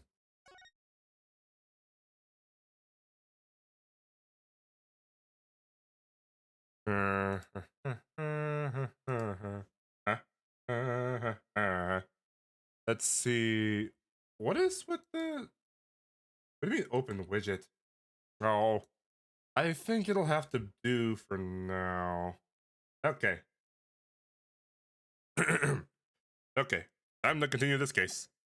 Yes.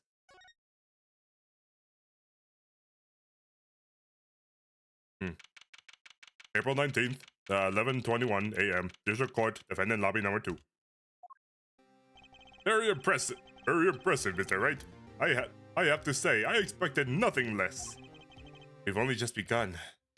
I was hoping you could tell me a bit more about what happened, what actually happened that day. I do not think you would believe me if I told you. Better that you discover the truth for yourself.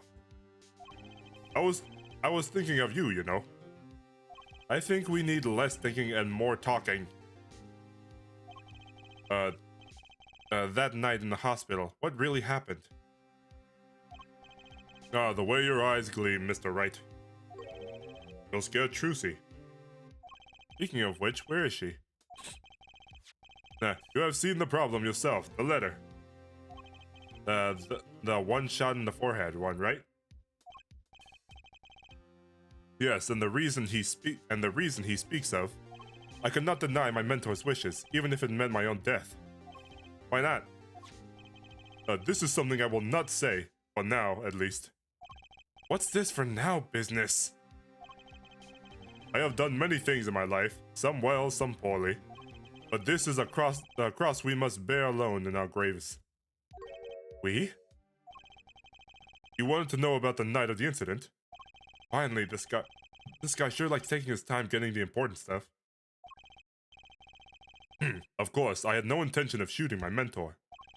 I snuck into his room that night and at the appointed time.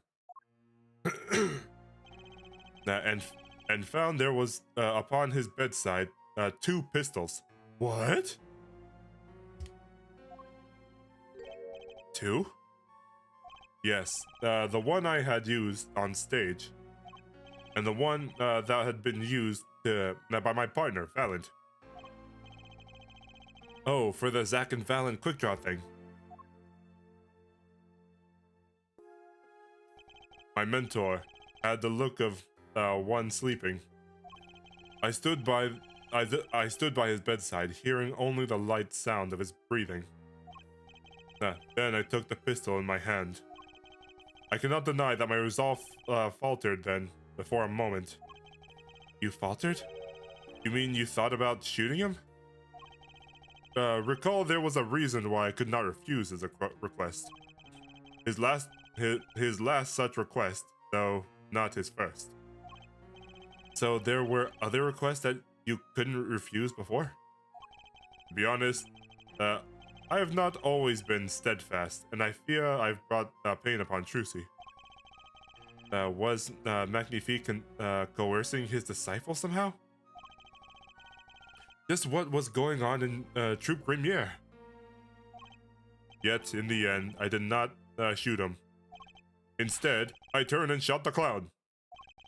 I took the pistol that I had fired and placed it in my pocket. In your pocket? I believe if you examine the bullet in the clown's head, you will find that it would be different than the one in my mentor. What were those called? Rifling marks? Yes. Well, that is all I'll have to tell you, concerning the case. Concerning the case? You mean there's something else you can tell me? You are a fascinating man, Mr. Wright. Thanks? Yes, there is something. My mentor, his eyes opened. What? Magnifique Grimier? The old devil, he was not asleep, you see. Of course, the gunshot would have woken him up anyways. And there, we had our last discussion as mentor and pupil. It was not a long discussion, maybe 5-10 minutes or so. What did you talk about? Ha ha ha ha ha! Mr. Wright, did I not just tell you? It does not concern this case. Zach Grimier. He seems pretty steadfast to me, or maybe he's just stubborn. Mr. Wright, your presence is requested in the courtroom. Once again, I am in your hands. Right. Let's get back in there.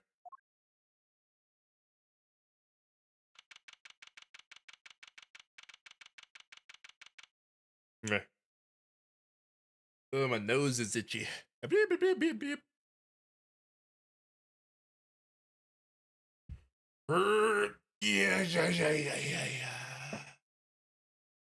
So, what's everyone's plans for dinner? I'm thinking of making some noodles.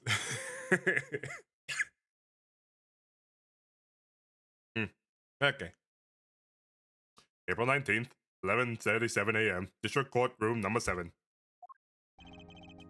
Court is now back in session. During our recess, a bullet was found and dug out of the clown's head. Well, this is news. And the rifling marks?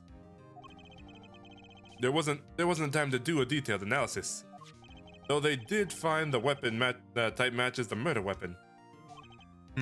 Well, that's not very conclusive, is it? Which is why I'm about to call my very decisive witness. Your decisive witness? How many times have I heard those words? Though they often turn out to be far less decisive than you think. Oh, don't worry on my account. I'm quite confident that this witness will do the job. After all, he is intimately acquainted with the players in our little production. Being the other half of Troop Grimier's famous duo, Zack and Valent. Valent Grimier. So we get to meet the great Magnifique's other disciple. There he is. Perhaps we should start by asking your name and occupation. Valent Grimier, magician. And you're the decisive witness, are you? You can prove your fellow student, your partner's guilt. Fate, the grand illusion filled with traps and tricks. Wait, the shooting took place at the hospital after 11 o'clock at night. If you're a witness, does that mean you were there that late? If one were to deduce this logically, the conclusion is yes. Okay. I have an interesting fact for you. You see, several days before the crime, my witness received this. Huh? Looks very familiar. Wait, that's the same letter Zach Grimier received.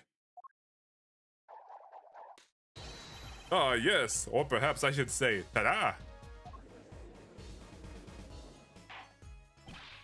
Order, order, order!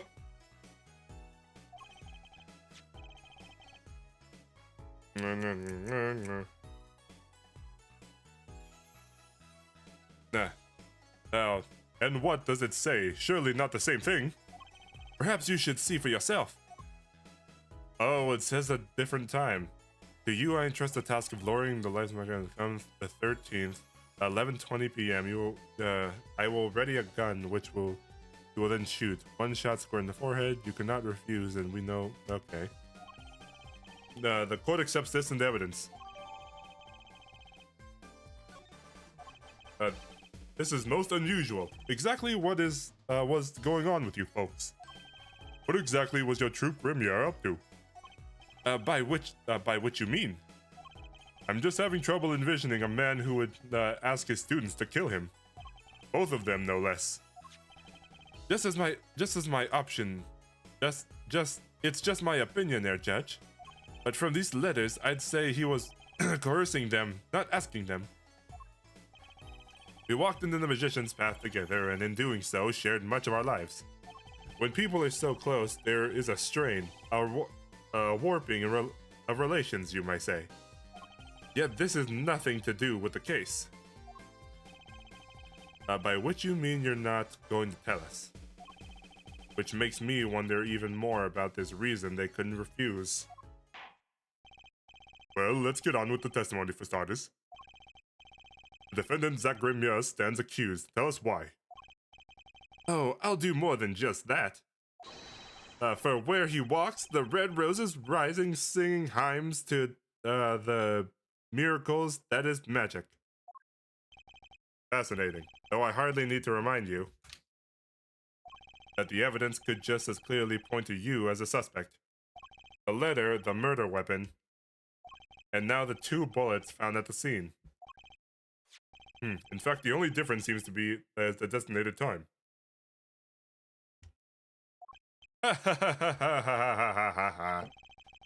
As every magician knows, timing is everything. Yes. Yes, and now it's time to get this party fired up. I'm not doing his accent, darn it. Night of the crime. That night I visited the hospital at the time Magnifi requested. The smell of gunpowder hung in the room, and my mentor had taken his final blow. And his final bow. I did not imagine my fellow student might have received the same instructions. Yet a deal with the dead is still a deal. That sweet kiss I gave to the clown. Then I informed the doctor and the police.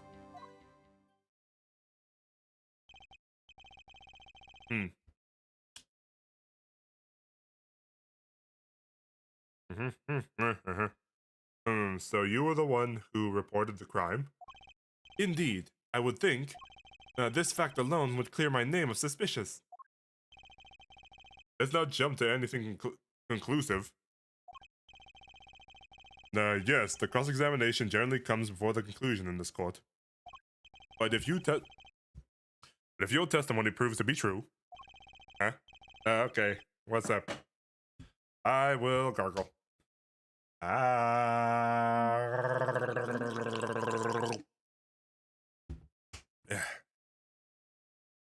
And the defendant, Zach Grimier, is guilty. And if it wasn't Zach Grimier, then the killer was you, Valent.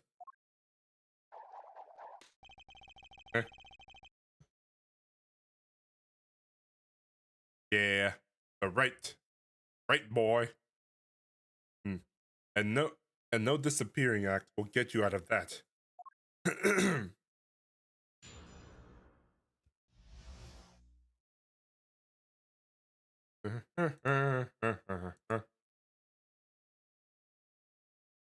The night of the crime. Oh, okay, we heard this already. In the hospital at the requested. Smell of gunpowder in the room and taken the vow. Deals with dead sweet kiss. Okay.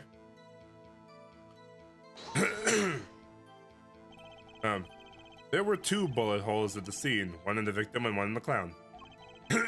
You're saying the one who shot the clown was you?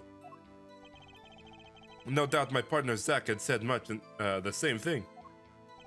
Yeah, because whoever didn't shoot the clown committed the murder. I bet digging around here a bit more. I better dig around here a bit more and see what I turn up. Nah, Mr. Valent, let me ask you something else concerning the crime scene. Namely... a number of pistols. How many pistols were there when you entered the room? By which you mean what precisely? 2 pistols were used in the Zach and Valent quick draw shoot 'em, correct? 1 for each of you. You are well informed, yet only one of my old friends sat in the hospital room at that night. What did Zach tell me back in the lobby? Of course, I had no intention of shooting my mentor. I snuck into his room that night at the appointed time, and found there upon his bedside 2 pistols. I took the pistol I had fired and placed it in my pocket. I see no problem with the statement. Only one pistol is visible in the photograph of the crime scene, after all. So you picked up that pistol and fired it? Indeed I did. Alakazam. Alakazing. Alakaboom. Is the number of pistols really this important? It is quite important, Judge. The number of pistols is quite important, Your Honor. Very well. Please add this detail to your testimony. What can I do but obey? Only one pistol was in the hospital room that night. With it, I shot the clown. I guess I present this pistol? Objection! According to the defendant, Zach Remier, when he entered the room, there were two pistols on the table. Two? One of those pistols that he used to shoot the clown in the forehead, and then he left with it in his pocket. Of course, this is what he would say. Unlike the hapless clown, now we must assume that our defendant has some brains in his head. Well, what about what Mr. Valent told us? You see, there's something about his testimony that doesn't make sense. What might that be? Wait, so the bullet matched the rifling marks at the gun at the scene. So if he shot the clown and he took it away, that means, yeah. It means the gun he took couldn't have done it.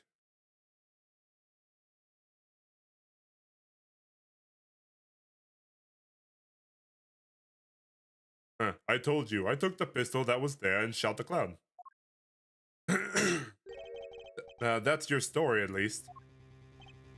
But the rifling marks tell a very different story, Mr. Valent. Recall what Prosecutor Cavan told us. We compared the bullets taken from the victim's skull and the bullet fired from this gun. The rifling marks on the bullet were a perfect match. Ugh.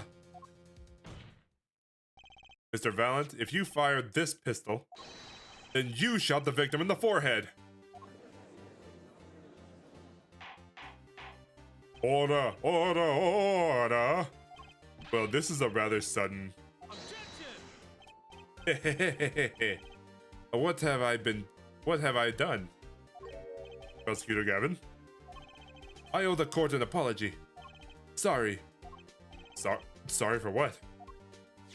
You see, I was unaware that two of these unique pistols were crafted. The analysis on the rifling marks only proves the type of gun that fired them. Objection! But that's not what you told us before. You said that you verified the murder weapon. Which is why I'm apologizing to you now, quite sincerely, might I add. Would you hold me accountable for a mistake made in my youth? That was just this morning. I'm still young. And might I add, it wasn't really my fault. If the defendant had only admitted that he took one pistol from the scene of the crime, we would not be having this pleasant discussion right now. Alan Grimier. Yes, Your Honor. You are presented to this court as a decisive witness. But you've proven to be more divisive than decisive. Objection! You see, in time. You'll see in time. The testimony so far has merely been a review of the facts. The proof comes next. Care to elaborate, Prosecutor Gavin? When Mr. Valent entered the hospital room, the victim had already been shot. As his next testimony will prove, ere right, the real fight is about to begin. Bring it on. Very well. The witness will now testify to the court. Help us determine who shot what.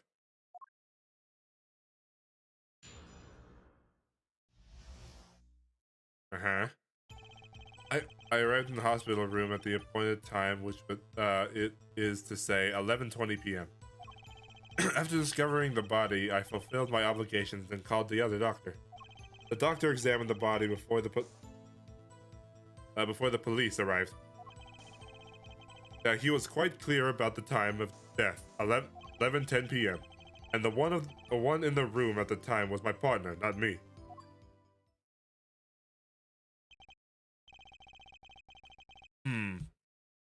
Those times are rather close, you have to admit. You're talking about an alibi established over a matter of minutes.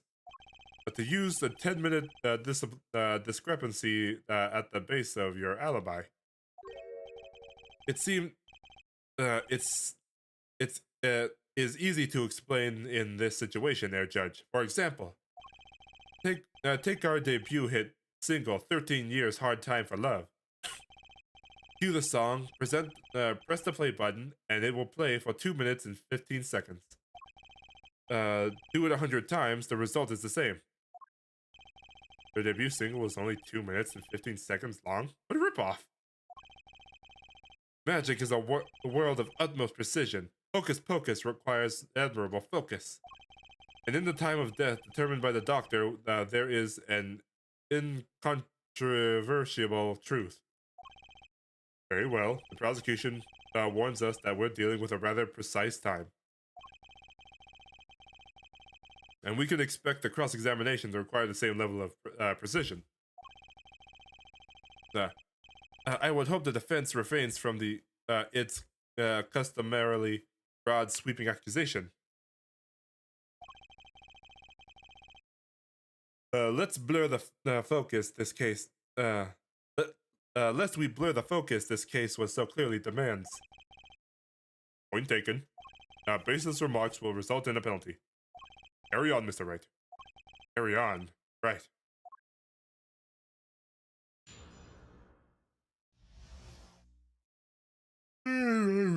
Carry on. Carry on, carry on. Whoa. Okay, this is it. So, in the body, I fulfilled my obligations, then carried out to the door. Then arrived. He was quite clear about the time of death, and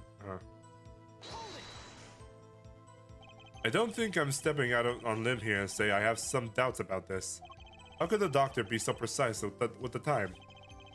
We do usually only get an estimated time of death. True. I'm not sure I've heard of a verified time of death. Magic revels in making the complex appear simple, but reality is the opposite. What appears complex in this case is a simple matter of subtraction. I see another person has done their arithmetic homework. The point is the IV the victim was taking. It's quite visible in the photograph of the scene. Recall what we heard earlier about the victim, Magnifique Remier's schedule. Every night at 11 o'clock, Magnifique took an IV drip for 30 minutes. I can see the IV bag right there, yes. Now, look at closer. Follow the tube down to the bag at the end. Oh, the needle's been removed. Doubtlessly, it fell out when he was shot. That would seem to be the case. When the needle comes out, the IV no longer drips. You could just measure the remaining IV liquid. Precisely. The IV liquid functions for our purposes as an hourglass of sorts. This is how the doctor determined the time of death. For the amount of remaining in the bag, it was determined that the IV had stopped 10 minutes after administration began.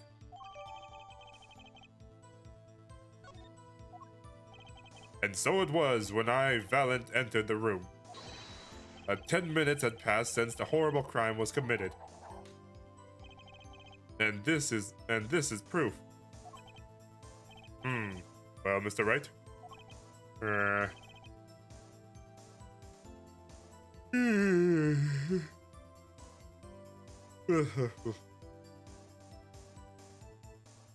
Very important. Well, seeing how it is the biggest clue we have to the time of death, I'd say it's very important. Agreed. It would be hard to imagine a more precise way to determine time of death. Behold the power of arithmetic. Very well. The witness will add this detail to his testimony. And sometimes the most magical things of all is the truth. The water of life springs not eternal. The remaining TV liquid proves my innocence. Remaining IV liquid proves my innocence. Did you notice the IV itself by any chance? When I first entered the room, the stench of gunpowder assailed me. Next, the mark of death upon my mentor's forehead. And then his left arm I spy a rose dropping from wilted. Its thorns, the discarded IV needle. Knocked from the veins by the force of the shot. Luckily for you. If that IV had not been there, why, you might be a suspect. Indubitably so. I might say that it's thanks to my lucky choices. My lucky color. Your lucky color? Indeed. Even today, I wear it proudly upon my suspect self. For it always, without a fail, brings me luck. Then, when Zack and Valent won their first Magician's Grand Prix, yes, the very one held by the Association of International Magicians, I was adorned in the attire then, too, and our trophy, a bust. Ah, what a day it was. This is one trip down memory lane no one needs. My lucky color, yes indeed, and that IV too. I'd say I think 'twas hued especially for me, Valent. That does seem to be the case indeed. Well, Mr. Wright, any thoughts on this testimony? Valent sure is happy with himself. Okay, but how about this lucky color testimony? I mean, the IV was green, right? And he's saying yellow is his lucky color.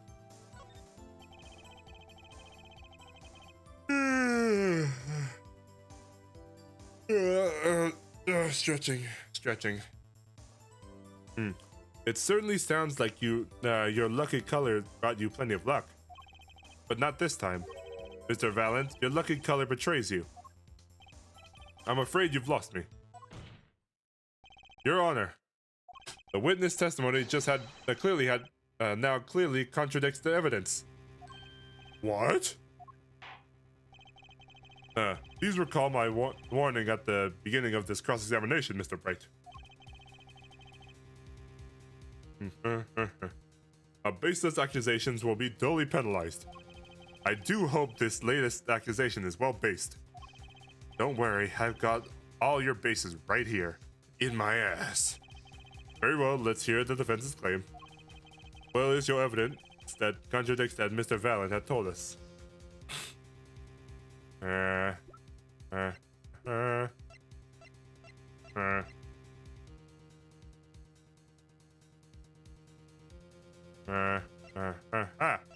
crime photo. This is where. Wait. Yeah, the crime photo. This is where we saw it.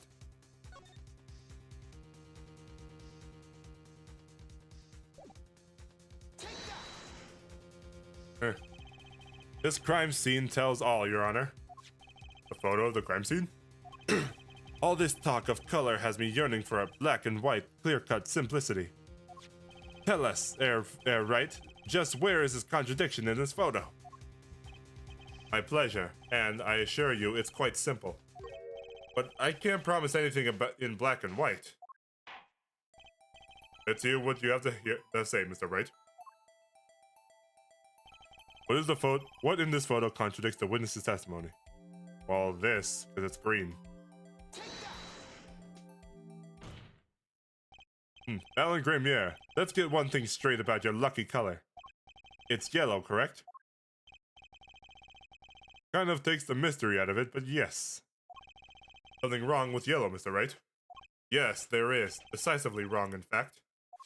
Take another look at the photo at the crime scene. What's this? Confusion, doubt. Tell us what your elderly eyes spy. Even my elderly eyes can see that the problem here, Mr. Valent. Look at the IV bag. Eck. What is this? What? What foul magic? It would be hard to call the liquid IV yellow. Because I'm afraid no magic was involved in taking of this photo. Alakazoo! I mean.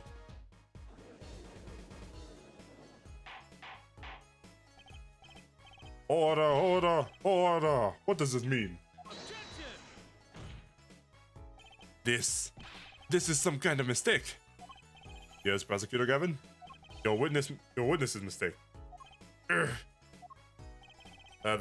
The greener they are, the harder they fall. I suppose there's no substitute for experience. Alan Gremier, as you reminded us several times, your lucky color is yellow, but the IV clearly is not. Well, this contradiction can mean only one thing. Objection! And to think, you almost had me. Huh?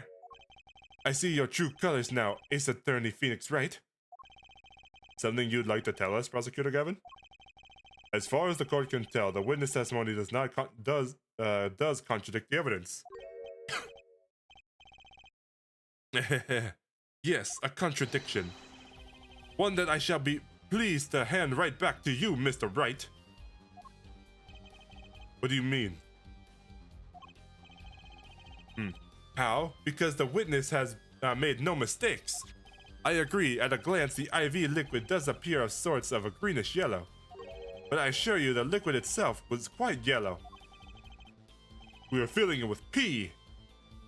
We are filling his piss IV. Pee IV. Yellow liquid? How can you say that? As far as I can tell in this photo, it's green. Yes, but what color is the IV bag itself? Bag? You mean the plastic bag on the hook? It looks like I want to say light blue. Precisely. Figured it out yet? Put yellow liquid in a blue bag and you get green. This incidentally is the liquid's true color. I see. Your explanation does have the ring of truth to it. Objection! As I thought. There's no substitute for experience, Prosecutor Gavin. What?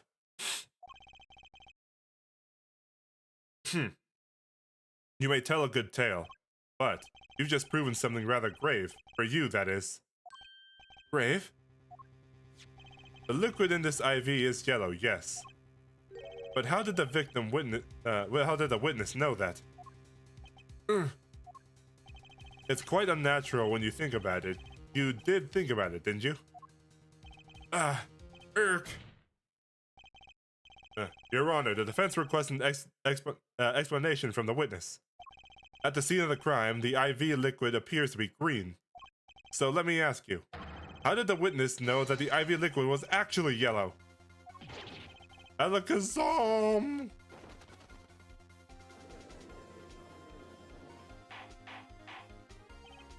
Order! You will explain this at once. The witness clearly knew the color of the IV. So I'm sure it means something, but what? I can think of only one possibility, Your Honor. The witness, Valen Gremier, has testified that the IV liquid was yellow because he's seen it before. From the facts answered before, the answer is clear. The witness knew that the IV liquid was yellow. Why? Because he'd seen it before. But not inside of the blue bag that we see in this photo. We saw the yellow bag itself in a clear, colorless bag. I suppose he would have had to. I suppose he would have had to, but I'm still not clear as to what all this means. Ask yourself, why would he know if he didn't work at the hospital? That's where you'll find your meaning about, Your Honor. Objection! I'm afraid I find nothing. So what if he knew the IV's liquid color? Leave the getting excited over absolutely nothing to our teeny bopper fans, ja? Objection! The IV liquid is the only evidence proving the time of death. A 30-minute hourglass with 20 minutes worth of sand remaining. Your claim, Prosecutor Gavin? I remember it well. However, there's a critical difference between an hourglass and an IV bag. Wait, I know. The hourglass uses sand and the IV bag uses liquid. I'm right? I mean, yeah. As much as it pains me to say this, Your Honor, no. Unlike the sands through an hourglass, IV liquid enters the patient's body. At which point, like magic, it disappears. However, if the amount of IV liquid had increased, you couldn't tell, could you? After all, there's no way of knowing how much went in. Let me get this straight, right? You're saying that the witness watered down the IV liquid's bag? Not with water, but with IV liquid. That's how you knew that IV liquid was yellow. No, now wait, I said wait! How might an amateur such as myself essay to perform such a task? I'm an amateur too, but I can tell pour water coming. I can pour water into a cup. I'm afraid there's quite a difference between a cup and an IV bag. Quite. Can you prove our witness is capable of such a feat? He has a point, amateurs. I at least would have some difficulty pouring IV liquid into a bag. You didn't need to be an expert to see how to look on the witness's face. He added liquid to the IV to throw off the time of death. I tire of these fairy tales lacking evidence. Well, Mr. Wright, any solid evidence to bring us back to down to earth? Valid Grabier. I'm afraid your magic won't serve you well in a life of crime. Might I ask what you're strongly suggesting? Magic relies on props, and props become evidence. Yeah, so many objections. Our witness was certainly able to increase the amount of IV liquid in the bag. All he had to do was work a little magic, and then the prop was...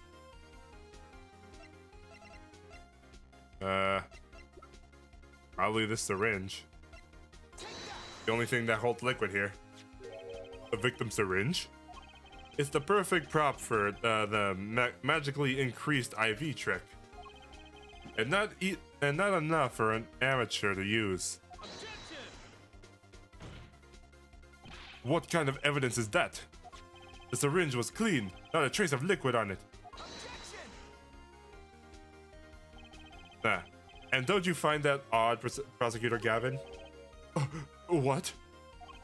The victim had a syringe to administer his insulin shots. There should have been traces of insulin left inside. Well, Valent Grimier, as you pointed out yourself, the IV liquid makes the perfect clock. One that you could manipulate at will. Zog!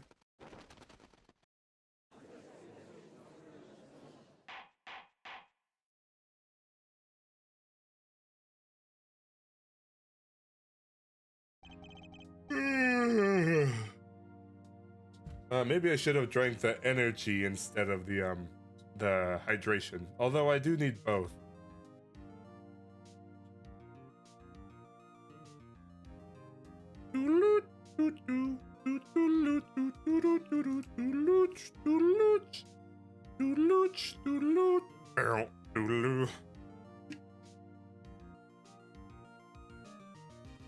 I do believe, well, with this being his first case, that the burden of this trial has been too much to bear for Prosecutor Gavin.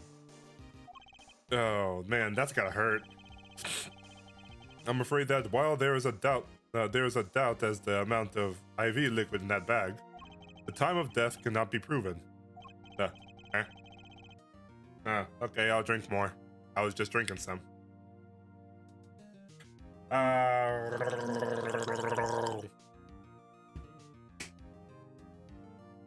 Hmm. And that brings our trial to a close for today. Well, maybe I can squeeze an extra day out of this. I can do a little much needed investigation work. I see there are no objections to. Objection! Ah!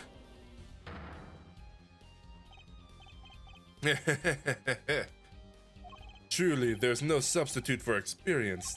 Nothing blinds one to the truth so effectively. Huh? A word to the wise: underestimate the young, and they'll sweep your feet from right under you. In a way you never ever expected. You see, I know exactly what you're thinking. What's he talking about?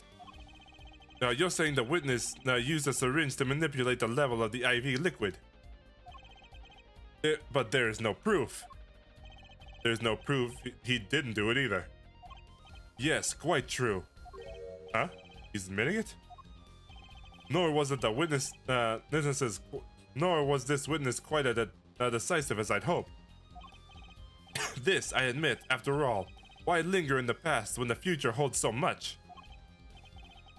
So you have something in mind, Prosecutor Gavin? Proof, Herr Judge. I have another way to prove my case. With evidence no less. It's the diary. What's this? This is the victim Magnifique's Gramier's diary. Diary? After going to the hospital, Magnifique began writing his memoirs, it seems. The story of his birth, his startling debut, and of meeting his disciples. It seems he intended for the last chapter to end quite appropriately with his death. Wait, the book doesn't say what the reason was, does it? A reason why his disciples couldn't refuse his request? Sadly, it does not. What's important here is the last page. Apparently, the victim wrote in his journal that night, even after the IV began at 11 p.m. Let's read it, shall we? So this is the forged page? Tonight's IV is in. Maybe last. The rest of them, the first should come soon. The journal may end here or may go on, but no longer as okay. This does appear to have been written just before his death. The court accepts this into evidence.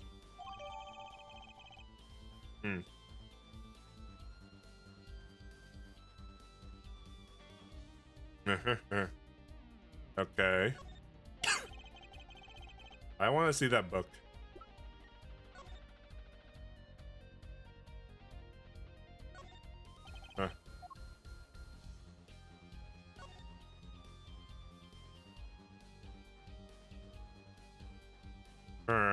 This is the last page. The diary ends here. Huh? What's this? It looks like a page was ripped out. Well now, isn't this interesting?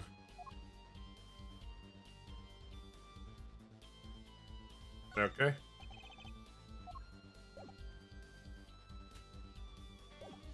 Read the very last part with particular care. The journey may end here or it may go on, but not long. That depends on his hand. Of course, by his, he refers to our defendant, Zach Remier. That would make sense, yes. He was the first scheduled visitor after all. But look at what he said before that. This journey may end here or it may not. It may go on. Magnifique and Grimier intended to write it again. That is, if Zach Grimier didn't pull the trigger. I see the defense understands the meaning of this. The victim's diary does not go on. It ends. Because Magnifique's life was brought to an end by the defendant, Zach Grimier.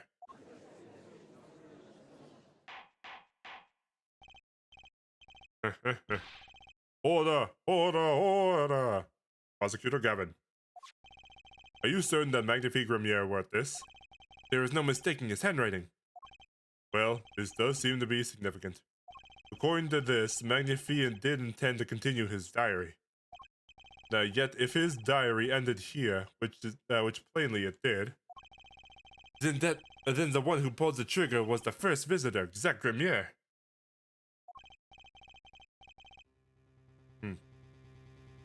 Well, how do you like me now, Air Right? Still too green for your taste, hmm?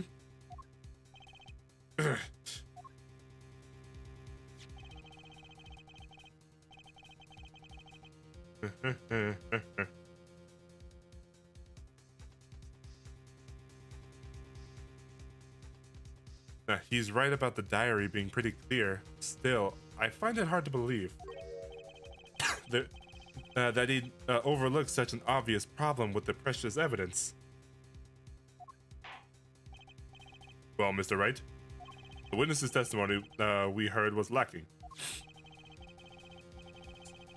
We pulled together this evidence. It seems quite sufficient per case. If the diary is accepted like this, the trial's over. Maybe it's time to show them something. Show evidence. I'm left with no choice but to show my own evidence. What? You have some evidence that overturns this diary?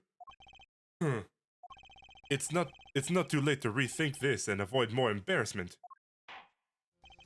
Very well, please show us your evidence, Mr. Wright. Incidentally, don't even think about showing us this diary. I've just shown the court. Now that we've come this far, I hope you have something a little more decisive. Show us evidence that proves the victim continued writing his diary. Alright, I'd be happy to. The decisive evidence proving the diary didn't end with that page is...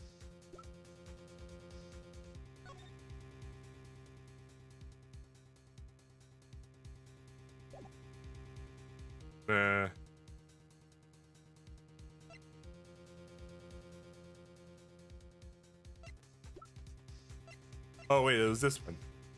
Wasn't it? Wait. Magnifi's first letter to Zach, comes here. Oh wait, it's this one. Yeah, okay. Boop. First, take a close look at the diary. Note that a page has been clearly ripped out. What's this? I hadn't noticed that at all. That's why we're still here talking about this. As it just so happens, I have here what I believe to be the missing page. I don't believe it! Looking at this page, it's hard to imagine that the first visitor, the knight, shot Magnifique Grimier. That's the defense's position. What? Let me see that. It's time 10 o'clock to make me wait no longer. At least no less than 10 swift minutes remain. Okay. What in Sam Hill? Why, this is the continuation to the victim's diary.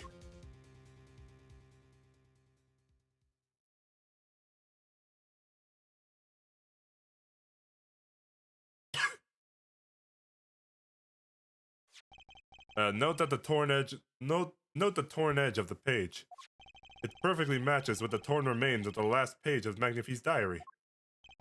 Quite remarkable. Would you care to explain what this all means there, attorney? The diary continues after his first visitor came, which means that the victim was still alive after Zach Grimier left, leaving no one to take his life but the second visitor. Valen Grimier. No. No! The handwriting too matches that on the other pages. This is without a doubt a genuine article.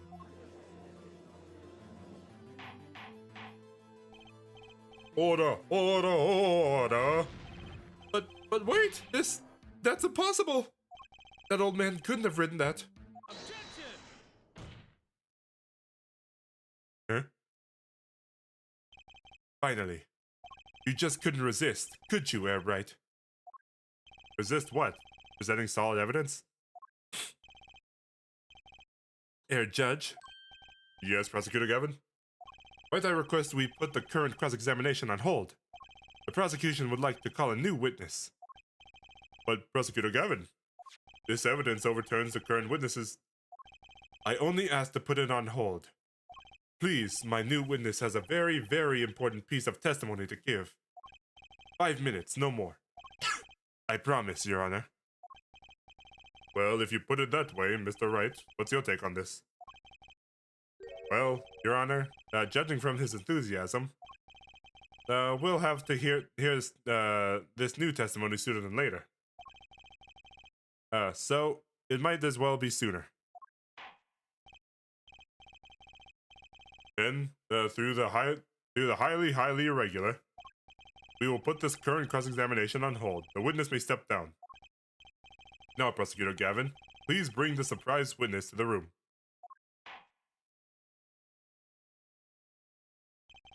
I had a bad feeling just then. That ripped out page was too obvious. You must have known.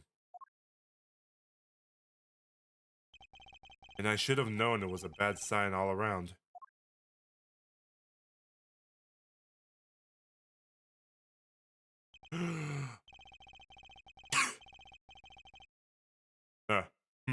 Holding trial with no audience is a first, even for me, Prosecutor Gavin. I beg the court's understanding. But I had to make a judiciary deal with the witness to secure his testimony. A judiciary deal? The details of his testimony may have some legal ramifications, shall we say. I thought it best to contain the information to this room. Very well. And you are the witness, I gather? Yes, sir. State your name and occupation for the record. My name is Drew Misham. I am a painter. A painter? You are somehow related to this case? No, well, not per se. I have some simple questions for the witness. Mr. Misham, was it? Do you know what this is? Oh, yeah. I know it well.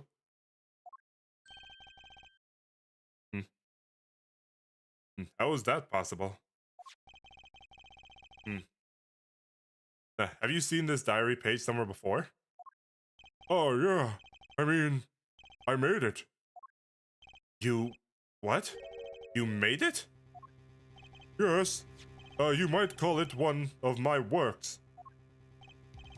The prosecutor's office received a tip-off yesterday.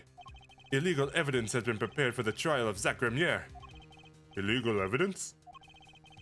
I initiated an investigation and found this witness. A painter of the world, to the world at large, Drew Misham has another side, you may say. He's skilled at making perfect reproductions of certain things. Forgeries, in other words. Forgeries? So are we... Now we are to understand that this page here is... a fake, prepared by a certain defense attorney. Objection! Hold it! I didn't prepare this evidence. Objection! The attorney speaks. Something about this page, I presume, but what is he saying? It makes no sense. After all, it was you who presented this evidence to us, Phoenix, right? Witness, Mr. Misham, was it? Who requested this forgery? Who is your client? I don't know. What? Most of my clients prefer to remain anonymous, even to me. It makes the items that they want and receive my payment. That's the extent of my contract with them. Objection! But, there's no proof that this is a fake. It's a fake. Huh? To avoid just this sort of, problem, I always put a special mark on my works. I can say without a doubt, this is mine. Eh? Oh, Mr. Wright, you have just presented illegal evidence at the court. My court. It was careless of me. That's all I can say. Oh, old boy. Here. Oh, yeah. Trucy gave it to us. I don't know. I just got it over there in the hall. They told me to give it to the old boy in blue with the spiky hair. They said it was really important.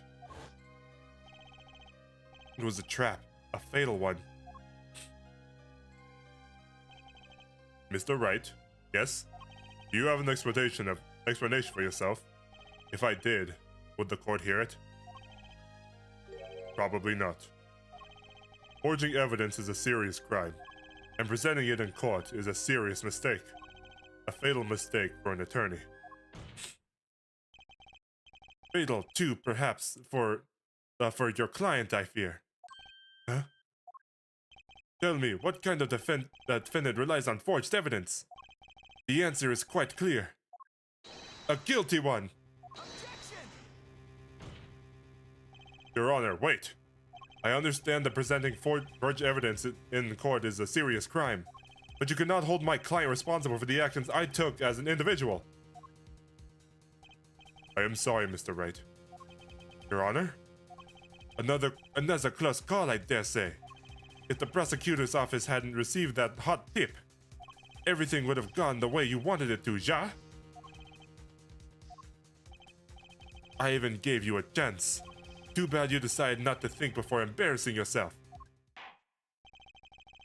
No for further discussion in this matter. Special witness dismissed.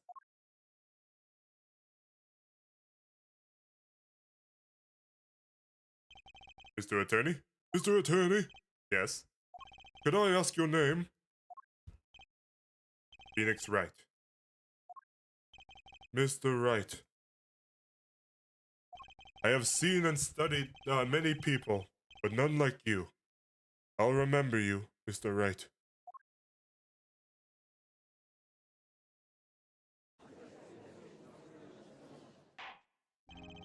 Though I deeply regret having to declare a verdict in this way, this trial is over.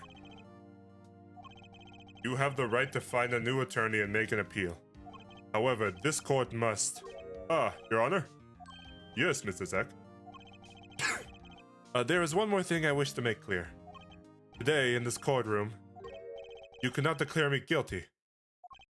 It is impossible. I'm afraid the defendant is quite mistaken. I most certainly have the authority to declare the verdict on you. Except, tell me, how do you plan on announcing your verdict when your defendant does not exist? Does not exist? What are you talking about?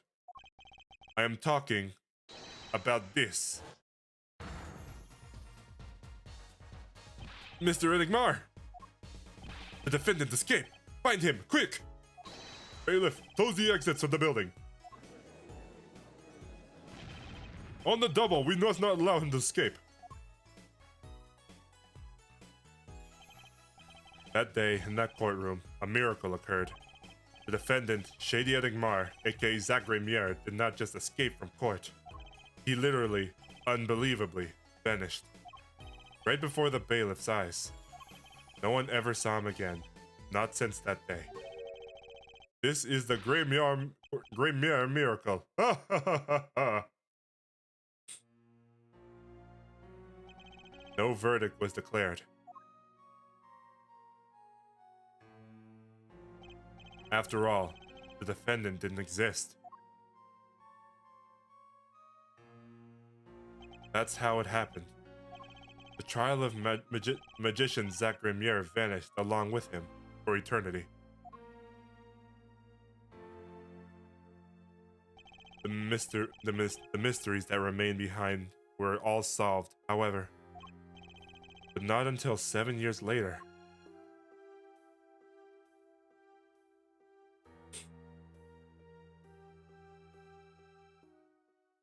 Whoa. This is crazy, guys. Man, this this case is going on pretty long. The Mason system. The Mason system. Huh. Okay. Well, since that's there and the next chapter is about to begin, I think it's a good time to end today's stream for here. Huh. Okay. Wait, hold on. Yeah, that's good. Ba-doop.